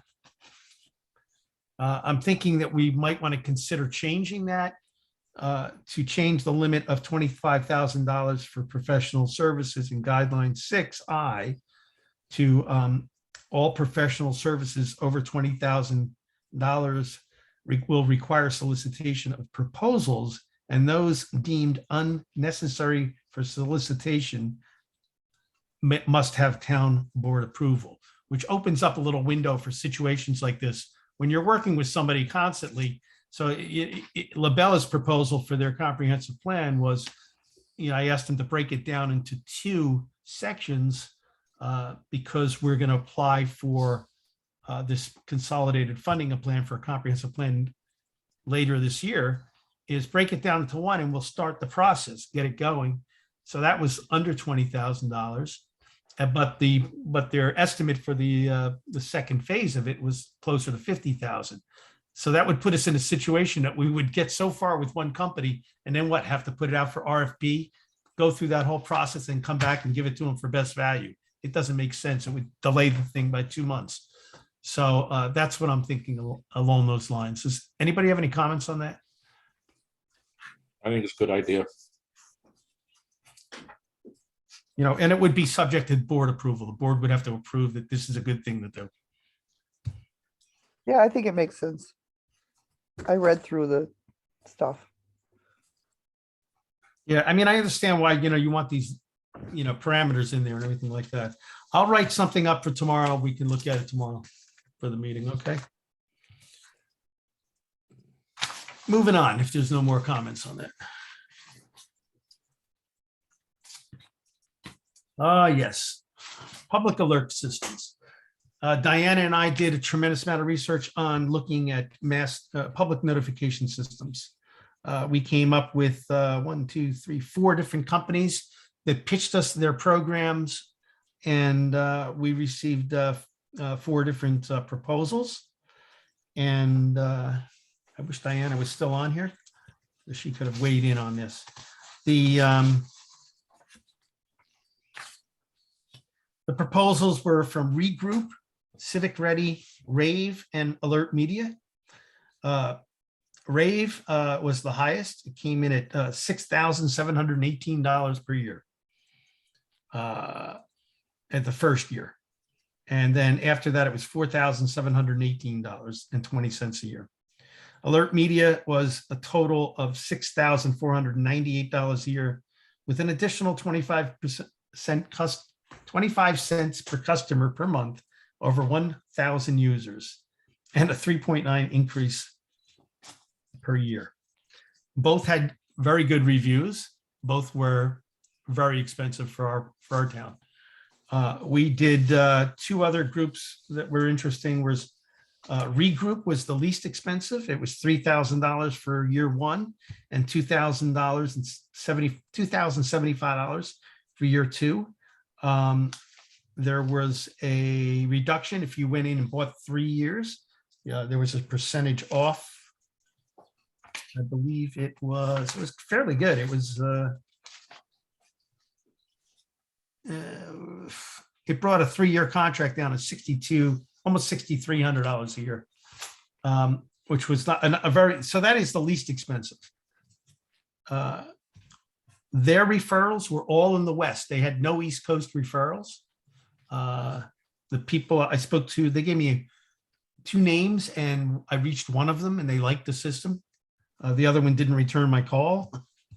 And then the next one up was Civic Ready, and that was first year at $3,585.42. And that includes a setup. And the second year was $2,737 per year.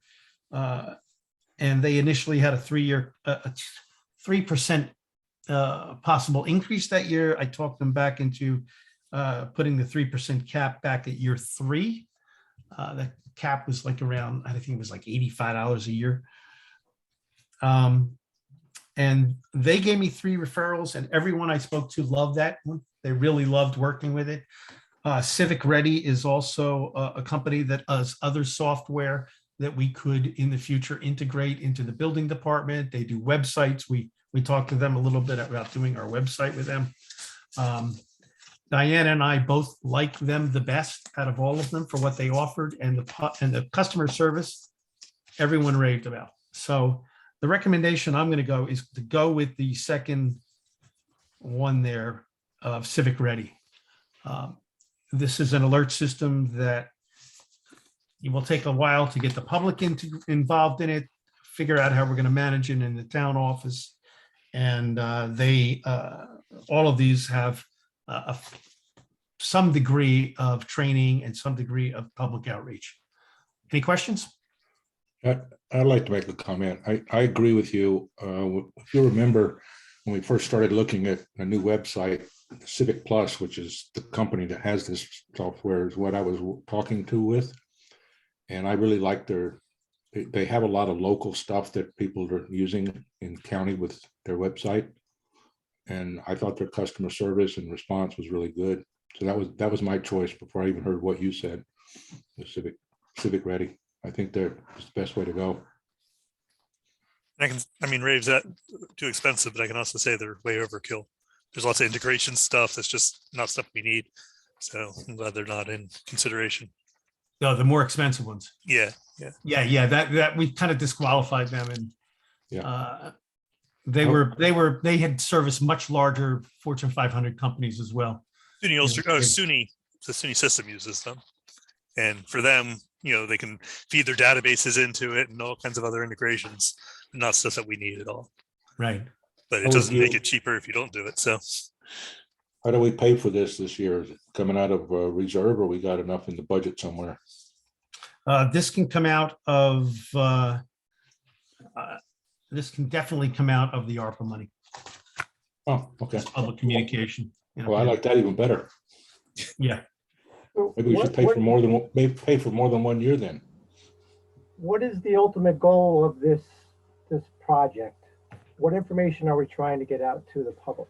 So the information that we're trying to get out to the public that I hear on a weekly basis from many, many different types of people is that they don't feel like they have a good way of getting information in the town. We started a social media page, and that's starting to get some legs. We're starting to get that going, and we feed things out through there. That was helpful on other social media pages during the emergency that we had. The public information is any way you fashion it. The way these systems work is that you say, I want people to be notified for flood damage in Boyceville. I want it to be notified for any emergency alert for the entire town. I want to be notified of a calendar setting for the planning board or the ZBA. Or I want to know what is happening in the Shokan Sewer District. And when you sign up, you come to these pre-selected groups that we make, and you check the box on what you want notifications are. And as we find the these different categories that we set up have information that needs to go out to the public, we can send the alert out and people can get it. So it can be very customized to things that people may want. Everyone, I talked to a guy in New Jersey. They have a population of 50,000 people in East Brunswick, New Jersey, and 38,000 people signed up for the alerts. And so it's well used. He said, 38,000 for the emergency alerts. He said, we even have one for our, what did he say? Our recycling center. And we have 275 people that had signed up for that. So the idea is that you use this only when you need to. You can use it as much as you want to. You can notify people of public hearings. You can, that might be of interest to them, that you create that kind of filtering. And it gets information out to the public. And without the resources that we've, encountered over the years, the thing that always keeps coming back is how do we get this information? How do we get this information? Is that going to go under the social media coordinator? I don't know yet. We haven't figured that out. Well, I'm on the emergency alert list for Kingston because I work in Kingston, and it's great. It's great. They'd let me know what the emergency is. They also let me know when it's over. And it's very useful. You can use it for storms, for road closings, road openings, that kind of thing. Yep. People use it. They sign up when they have elderly relatives out of town, so they can keep abreast of any emergency that they need to know about for their relatives. Yeah, I think it's very useful. And way overdue. Any other comments? Nope. We kind of like it in general. Scott, you okay? You're looking. Well, I think we have a whole lot of processes to get in place to make this program work. Absolutely. So just buying it is not the answer. So I think there's a lot of information that you can get out to the public that's already there if the public is interested. So to me, we're just dumbing down the public. If they want to find the information, it's there. It's a matter of pushing versus pulling. Yeah. Some information needs to be pushed to the public in a timely fashion. If someone's going to go out even twice a month and look at the website, they're already going to be too late for some of the information we want them to know. My impression from a lot of people is they want to know why the town didn't tell them something was going on. And I'll give you a good example is either the buildings taken down in Boyceville or the new bridge being built. It's like, why didn't we hear this from the town? And I agree with you. If you want to know what's going on, you can find it, but it's not always easy. And I think the real problem we have is the Kingston Freeman barely ever mentions the town of Olive or anything out in this direction of the county. So it is not that easy. And sometimes the information on Facebook is not accurate, what people put there. And Hudson Valley One never covers us, never. So, no, they don't cover us. The other thing is that we put out a lot of effort to get out the, the COVID tests and things like that. And people were coming in to pay their taxes. And a lot of them said they never heard, they didn't even know about it. Yeah. There's a lot of examples you can use this. You don't want to overuse it. You don't want to give people a burnout on it. It wants to be used very, very discreetly at times when it's important. I think it's not going to be in place in time, but this whole sewer district thing is a perfect example of there's let's say 475 households and businesses in town, and I'll guarantee you half of them won't know what's going on.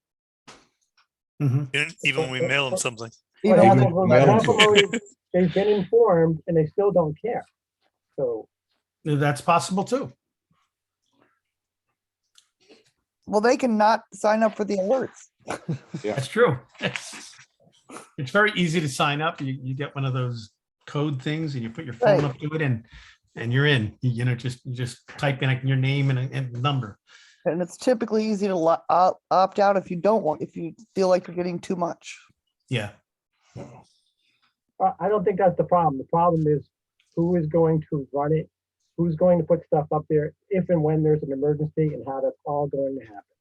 So the way they structure it in other towns is you have one key person who's the master administrator and it is got all the codes to get into everyone. And then you have different departments.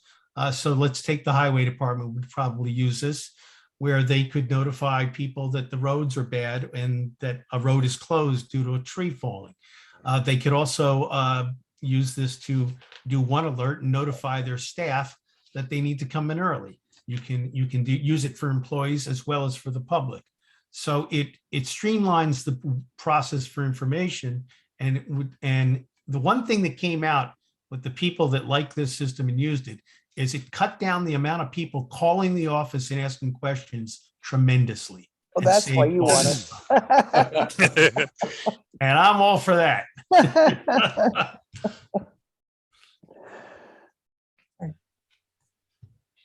Any other questions on that? All right. I'm sorry to keep you here so late, but we've got a couple more things to get through. I just wanted to give you an update on Maverick West. We received notice. I received a call. I think I told you all about this on that Maverick West was going to be closing their doors.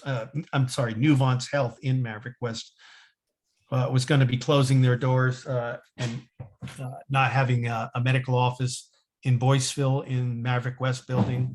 And they were a tenant there. I worked feverishly to try to get them relocation money, changed some of the policies at the CWC, and they decided to move to Woodstock, centralize their office. They said it had nothing to do with the buyout. It was about them not having the ability to staff the office adequately. Ha. And that is, you could dispute their letter. I did receive a letter from them through Congressman Delgado's office. I sent a letter to Delgado and to Pat Ryan about this situation, that it's the only healthcare facility on the 28 corridor between Kingston and Margaretville. And Western Ulster County can't afford to lose medical offices. They were interested in containing costs and moving to Maverick. So I don't want to dwell on what that means, but it's not great for Maverick either, in Woodstock either. The letter I had, I got 7 supervisors to sign it with me, and a county legislator. When it was sent to Delgado's office, they must have forwarded the letter to Nuvance. Nuvance sent me a letter back explaining why they're moving. Since then, the doctors were outraged. A lot of people were not happy with this. I was trying to do outreach to,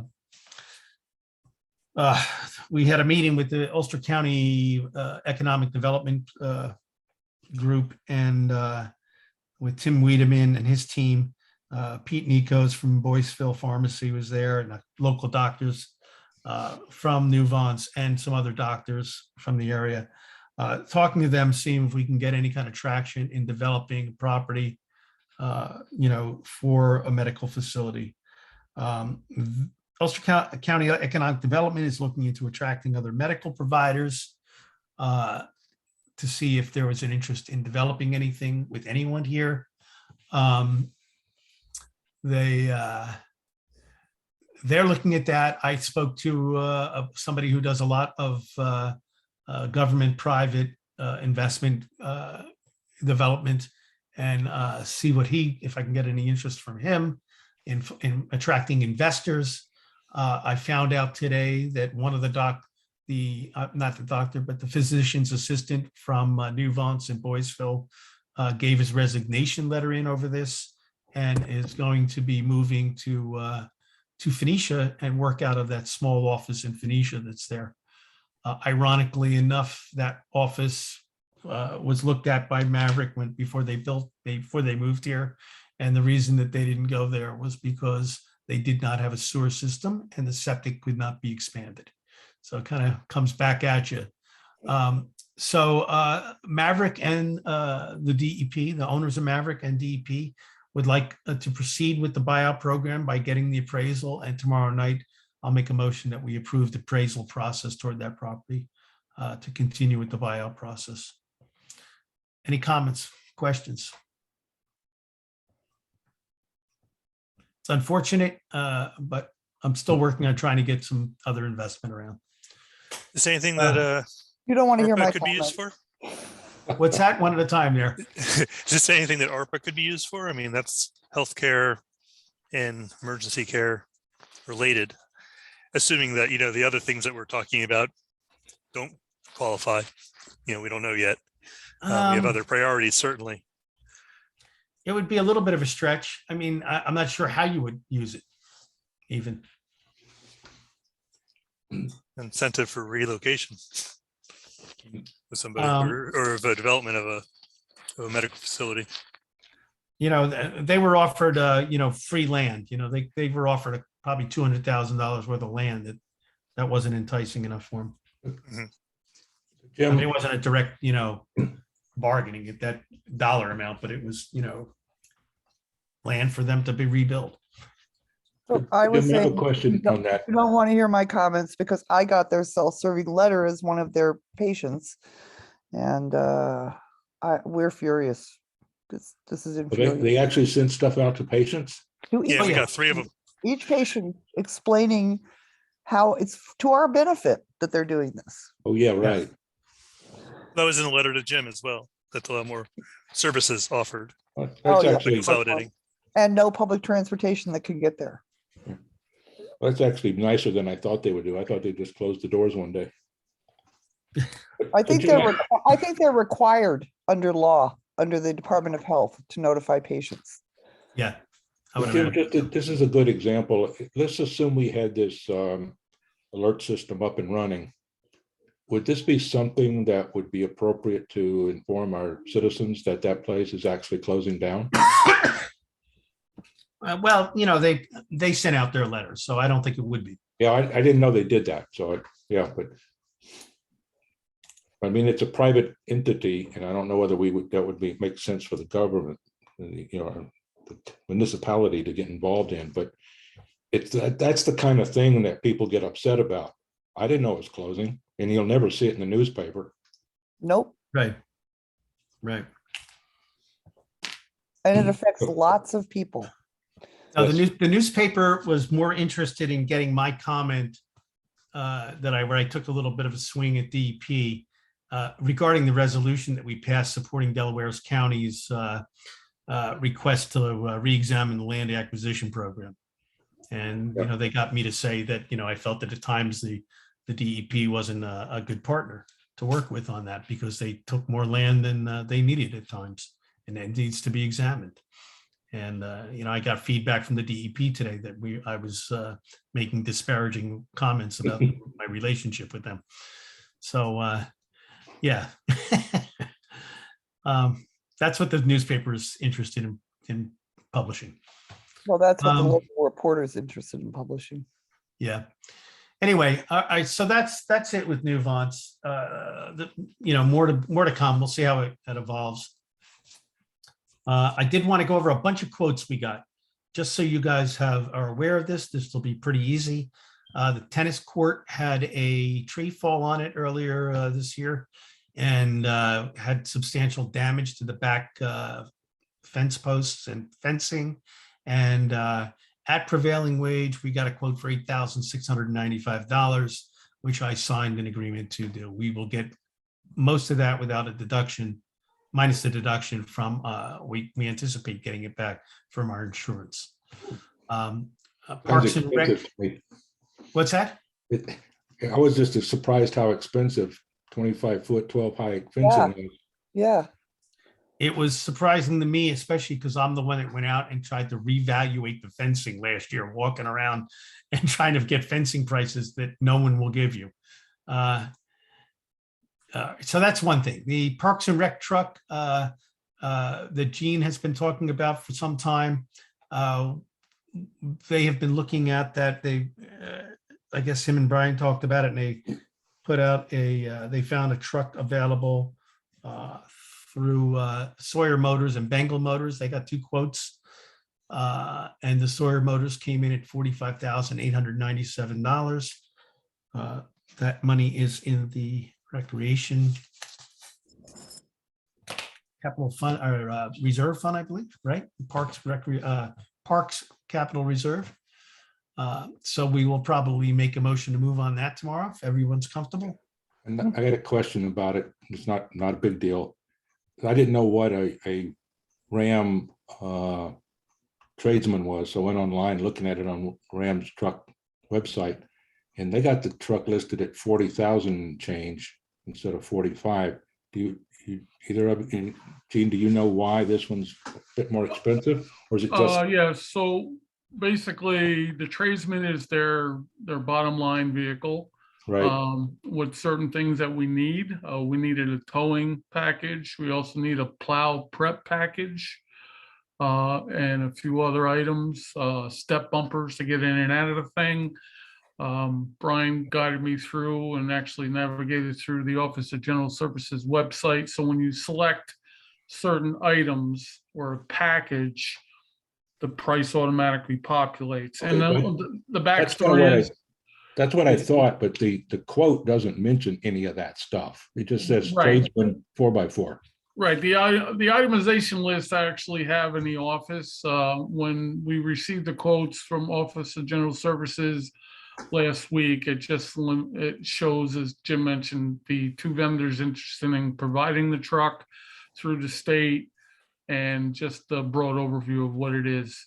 Okay. The lead time to get it, I believe, Brian, you can correct me, I think the lead time for delivery, I think we said September 1st to get it. We tried 4 other times and we were not able to get any bids at all. So Brian and I talked about it. We actually put the truck out through a Dodge, and we also did not include a plow, because timing for buying a plow with supply chain issues and just being in the season, it was almost $9,000 to put a plow on it now. Wow. Which is ridiculous. Brian got a truck last fall delivered with a plow. Brian, correct me if I'm wrong, like 34,000. Yeah. At his door. I guess I've been out of the market too long. $45,000 for a bottom line pickup truck just sounds really expensive, but. Right, well, that's in the times we are. So my thought is, if we purchase a truck, Brian and I will start seeking out plows from various vendors in the summer. And then once we receive the truck, we'll make arrangements when I'll come to you again with some pricing on putting a plow on it and have it done after the fact, hopefully at a lesser amount than $8,800. Okay. Hopefully. All right. Nobody minds that it's a Dodge. I'll let that go. You crossed my mind. Are we adding that to the, Yes. to the agenda? Yes, it's definitely an ad. Thank you, Dawn. Here's another ad. Transfer station loader tires. Yep. Brian and Bruce worked on this. They went to the heck's that tire place, Rick's Tire in Grand Gorge, and got quotes on various tires, radials. I didn't even know you can get a radial for a loader, and different plies and different qualities. And I had mentioned that, you know, might be looking into seeing. I know they foam fill tires that can prevent them from getting flats. A lot of the problems we have with these tires is they get punctured with metal and things. But they're all shot and they've all been on there a long time. They are at the lowest price from Rick's for a 16 ply bias tire. $1,100, $1,110 each. If we were to add foam, that comes out with the O-rings and the road service call on it, comes out to about $4,500 for the 4 tires. If we were to add foam, it would add to the cost $5,320 to make 4 tires at a cost of over $10,000. almost $10,000. So I'm thinking we just go with the cheap bias tires and call it a day. How long have the current ones last? Like, what's the anticipated lifespan with our use? The ones on there Yeah. or these? Well, The ones on these, it are if you, dead. if you know, but The ones on it there are shot. shot. They're ready to go. how long have they been on there? Do we know? I have no idea. They've been, when we bought that machine, Dave, just to bring it back to, we had intentions, and I think Sylvia, I brought to her attention that we were going to replace them the following year. And I don't know if it was budgeted for or not, but anyway, they did not get replaced. There was one severely wore tire on the machine and the rest were down there. If you put tires on that machine, other than puncture problems, they're gonna, it'll serve that machine for its lifespan there. Yeah, I was just curious to amortize, you know, Yeah, but what that buys unfortunately, you. We knew that when we bought the machine, that we're gonna have to replace the tires. yeah, but working where that machine works generally with the upper part of the moving stuff around and garbage and whatnot, but that metal area is the problematic area. So that's Yeah, I've gotten a flat down there. yeah. Yeah, me too. Me That's too. causing. All right, moving on. Thanks. The Highway Department truck plow. Tracy Equipment. Brian gave us a quote. This would come out, this was budgeted to replace the plow on truck number 22. It came in for $11,364. And just to bring to the board's attention to 2 years ago, that was well under $10,000. Unfortunately, but given the times, everybody knows where we're at, and the plow needs to be replaced. It's been there longer than I have, and it's fatigued and not worth rebuilding at this point. So Is this on one of the big trucks or? it is one of the big trucks. It's the Okay. truck actually that plows your road, Drew. Well, he's in favor of it. That makes him ineligible to vote on it, right? No, but anyway, just to give the board a background, it's with the plow on that truck right now is a one-way funnel plow. You can't angle it. This plow is a reversible plow, so we can move snow in intersections or tight areas, other directions. And it's what we've went to on all our other trucks and the new trucks that are coming in. So I think it's beneficial, and it served its time 25 plus years. So it's due. That sounds cheap compared to the plow that Gene wants for his truck. Well, it's crazy. I know. All right. And the last item on the thing tonight is the quote for your highway department laptop. We got a quote from HRT to replace your laptop that what'd you say, that was 5, 6, 7 years old? I think it's 8+ years old right now. 8+ years old. Okay. Yeah. And that was for a Dell Latitude. That was for $1,746.57. All right. I think that's it. Wow. Yay. Thank goodness. Good. Thanks for hanging in there. Vicky's falling asleep there, I think. I'm not asleep. Oh, okay. The cat is. But the cat is.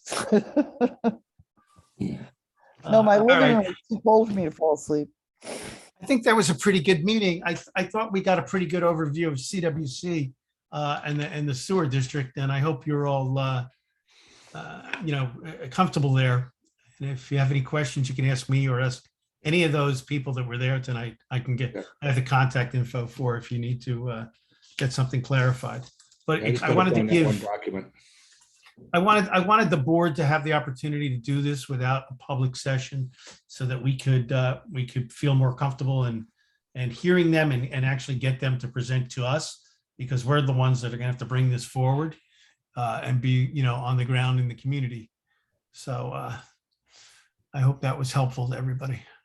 Jim, Yeah. I really appreciated it because I wasn't involved in the background stuff with Boyceville, and so I learned a lot, which was very useful. Yeah. So thank you. Great. The permissive referendum scares me. Yeah, Well, it will be our decision whether we decide to pursue that or not. And I am on the fence about it. My first impression was, no, we shouldn't do it. And then I started thinking that if you take the 5% number that he had mentioned, you're talking about 25 people have to sign a petition in 30 days. So they might get, if they decide they want to go for referendum, it might not be that hard to get it.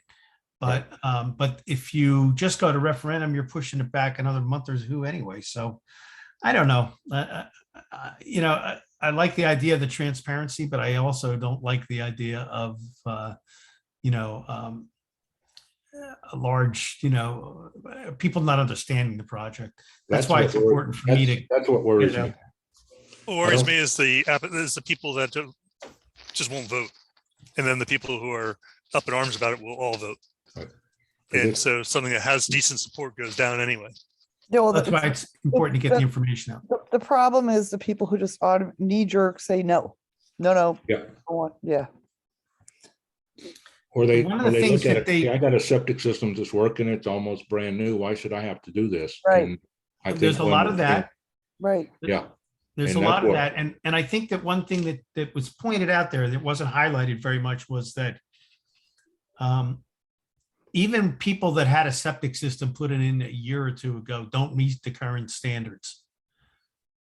And a lot, if you look at why they mapped that district the way they did, was they chose homes that are so close to each other.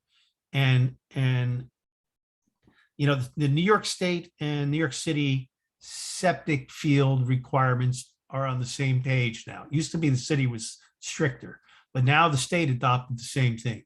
If you were to build a house today, a new house, you need to have enough acreage to have a spare leach field. for your Right, septic. right. You need to have, so if you have a failure, if they vote it down, then you're subject to these new things.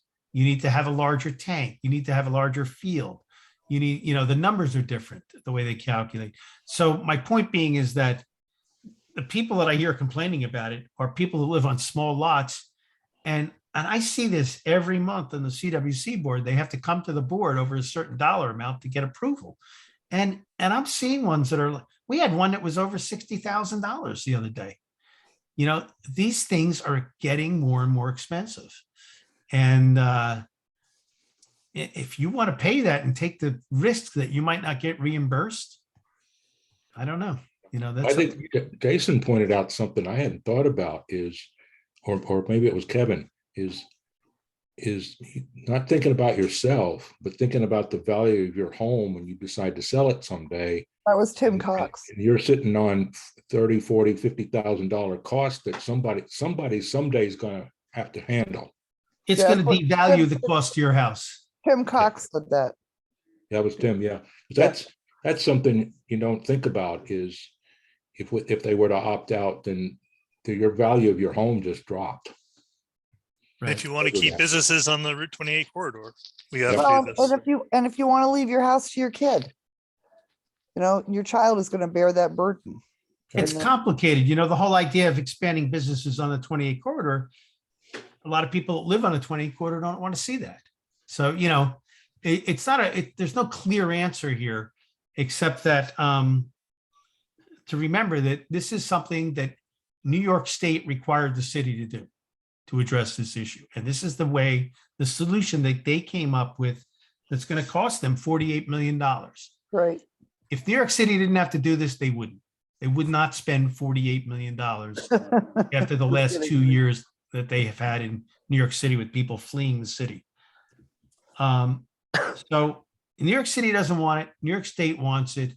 We think it's a good thing for our community as a board. We always have. And so we have to, get the word out there I about have one generic question. Sure. regarding capital improvements. So the way I think I understood it was Boyceville is going to be 100% responsible for Boyceville, and they're also going to be a certain percentage responsible for Shokan. Is that correct? My understanding is they're going to pare it down that way a little bit. Yes. But you also have to understand for capital, yes. But Boyceville already has a capital fund with about $25,000 in it. Then you're adding a 400 and what did they say, 50 some other hookups to it that you can charge a capital fund. So the cost that someone brought up to the hookup, it's $100, and I think it stays $100 for, if I believe I read this right, 3 years. Then the COLA kicks in. Okay, but the town can put a capital fee on there on an annual fee, like we did in Boyceville. In Boyceville, it's $50. You know, we could start looking at like maybe bringing Boyceville down to 40 and the other part up to 40, you know, and to make it equitable for the two. These are things we'll have to look at. But, you know, another thing that someone pointed out is, yes, Boyceville was responsible for a part of that, but Boyceville's also getting like all new stuff, you know, that they're going to get all new, you know, the stuff in Boyceville that it could cost you, or like the roof or something like that. You know, the building's in tip top shape. Barry does a great job there. If you've never been there, I highly recommend a tour. All right. I think that's important that they address the people who are going to have their own individual grinders at their house. If it fails, that it's how that's going to be covered, because people are going to not be happy if they just think, oh, well, I have to pay this cost. So I didn't want to, you know, all I can say is that past practice has been that it hasn't cost the homeowner. yeah, no, I understand that totally. It's just everybody's going to want to know how much it's going to cost me. Right. But also keep in mind, that, I mean, people seem to have the attitude that the septic system is a freebie, doesn't cost them anything. Yeah, I But know. It does cost $400 and change to pump them out every 5 years if you do it right. And that's not much different than what you'd be paying for the sewer district. If you have a lot that's too small to put a second lot properly sized, you will have to extract that field off your property and redo it. And that cost is going to be enormous. Right. Enormous. Right. You won't be That's able to what these afford it. people that have small lots have to face. You know, this is not, you know, the problem with septic is everybody's like, it works fine. You know, it does Until it doesn't. until it doesn't. And Well, I then- mean, that's I why the mean, lot next to me isn't been purchased, because it has a cesspool right now. And it's not big enough to ever put a septic system in. Right. So it just And sits there. Interesting, Tim Cox, his septic system failed last year, and he had to go through that whole process of, you know, getting money out of CWC.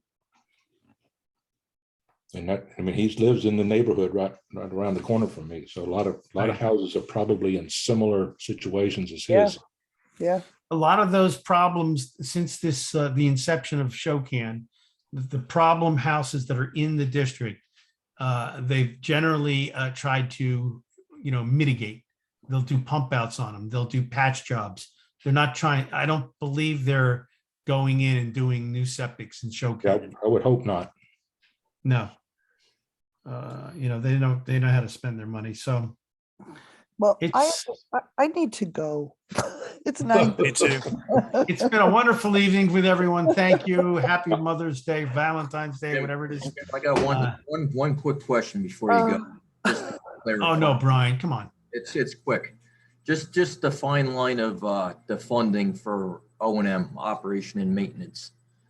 And like just looking way down the road, whether it's my son still or he's in the sewer district at some point in time, is as far as replacement costs, the structural stuff, what is there a threshold of what the city funds versus monies being set aside in an escrow or something moving on down the road?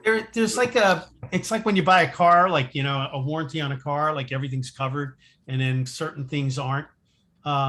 and they have this kind of schedule like that, most things are covered in the working operation of the plant. But the things that are structural that aren't working, like in other words, there's maintenance for the building, but there's not, like, if the roof leaks, that's not maintenance. Right. You know, so things like that are in the capital. The other thing in the capital fund that a lot of people don't know is the actual laterals and things like that are the cost of the district. Okay, so if the lateral goes bad or something, but I'll tell you that the operator has a lot of discretion on how to fix those things.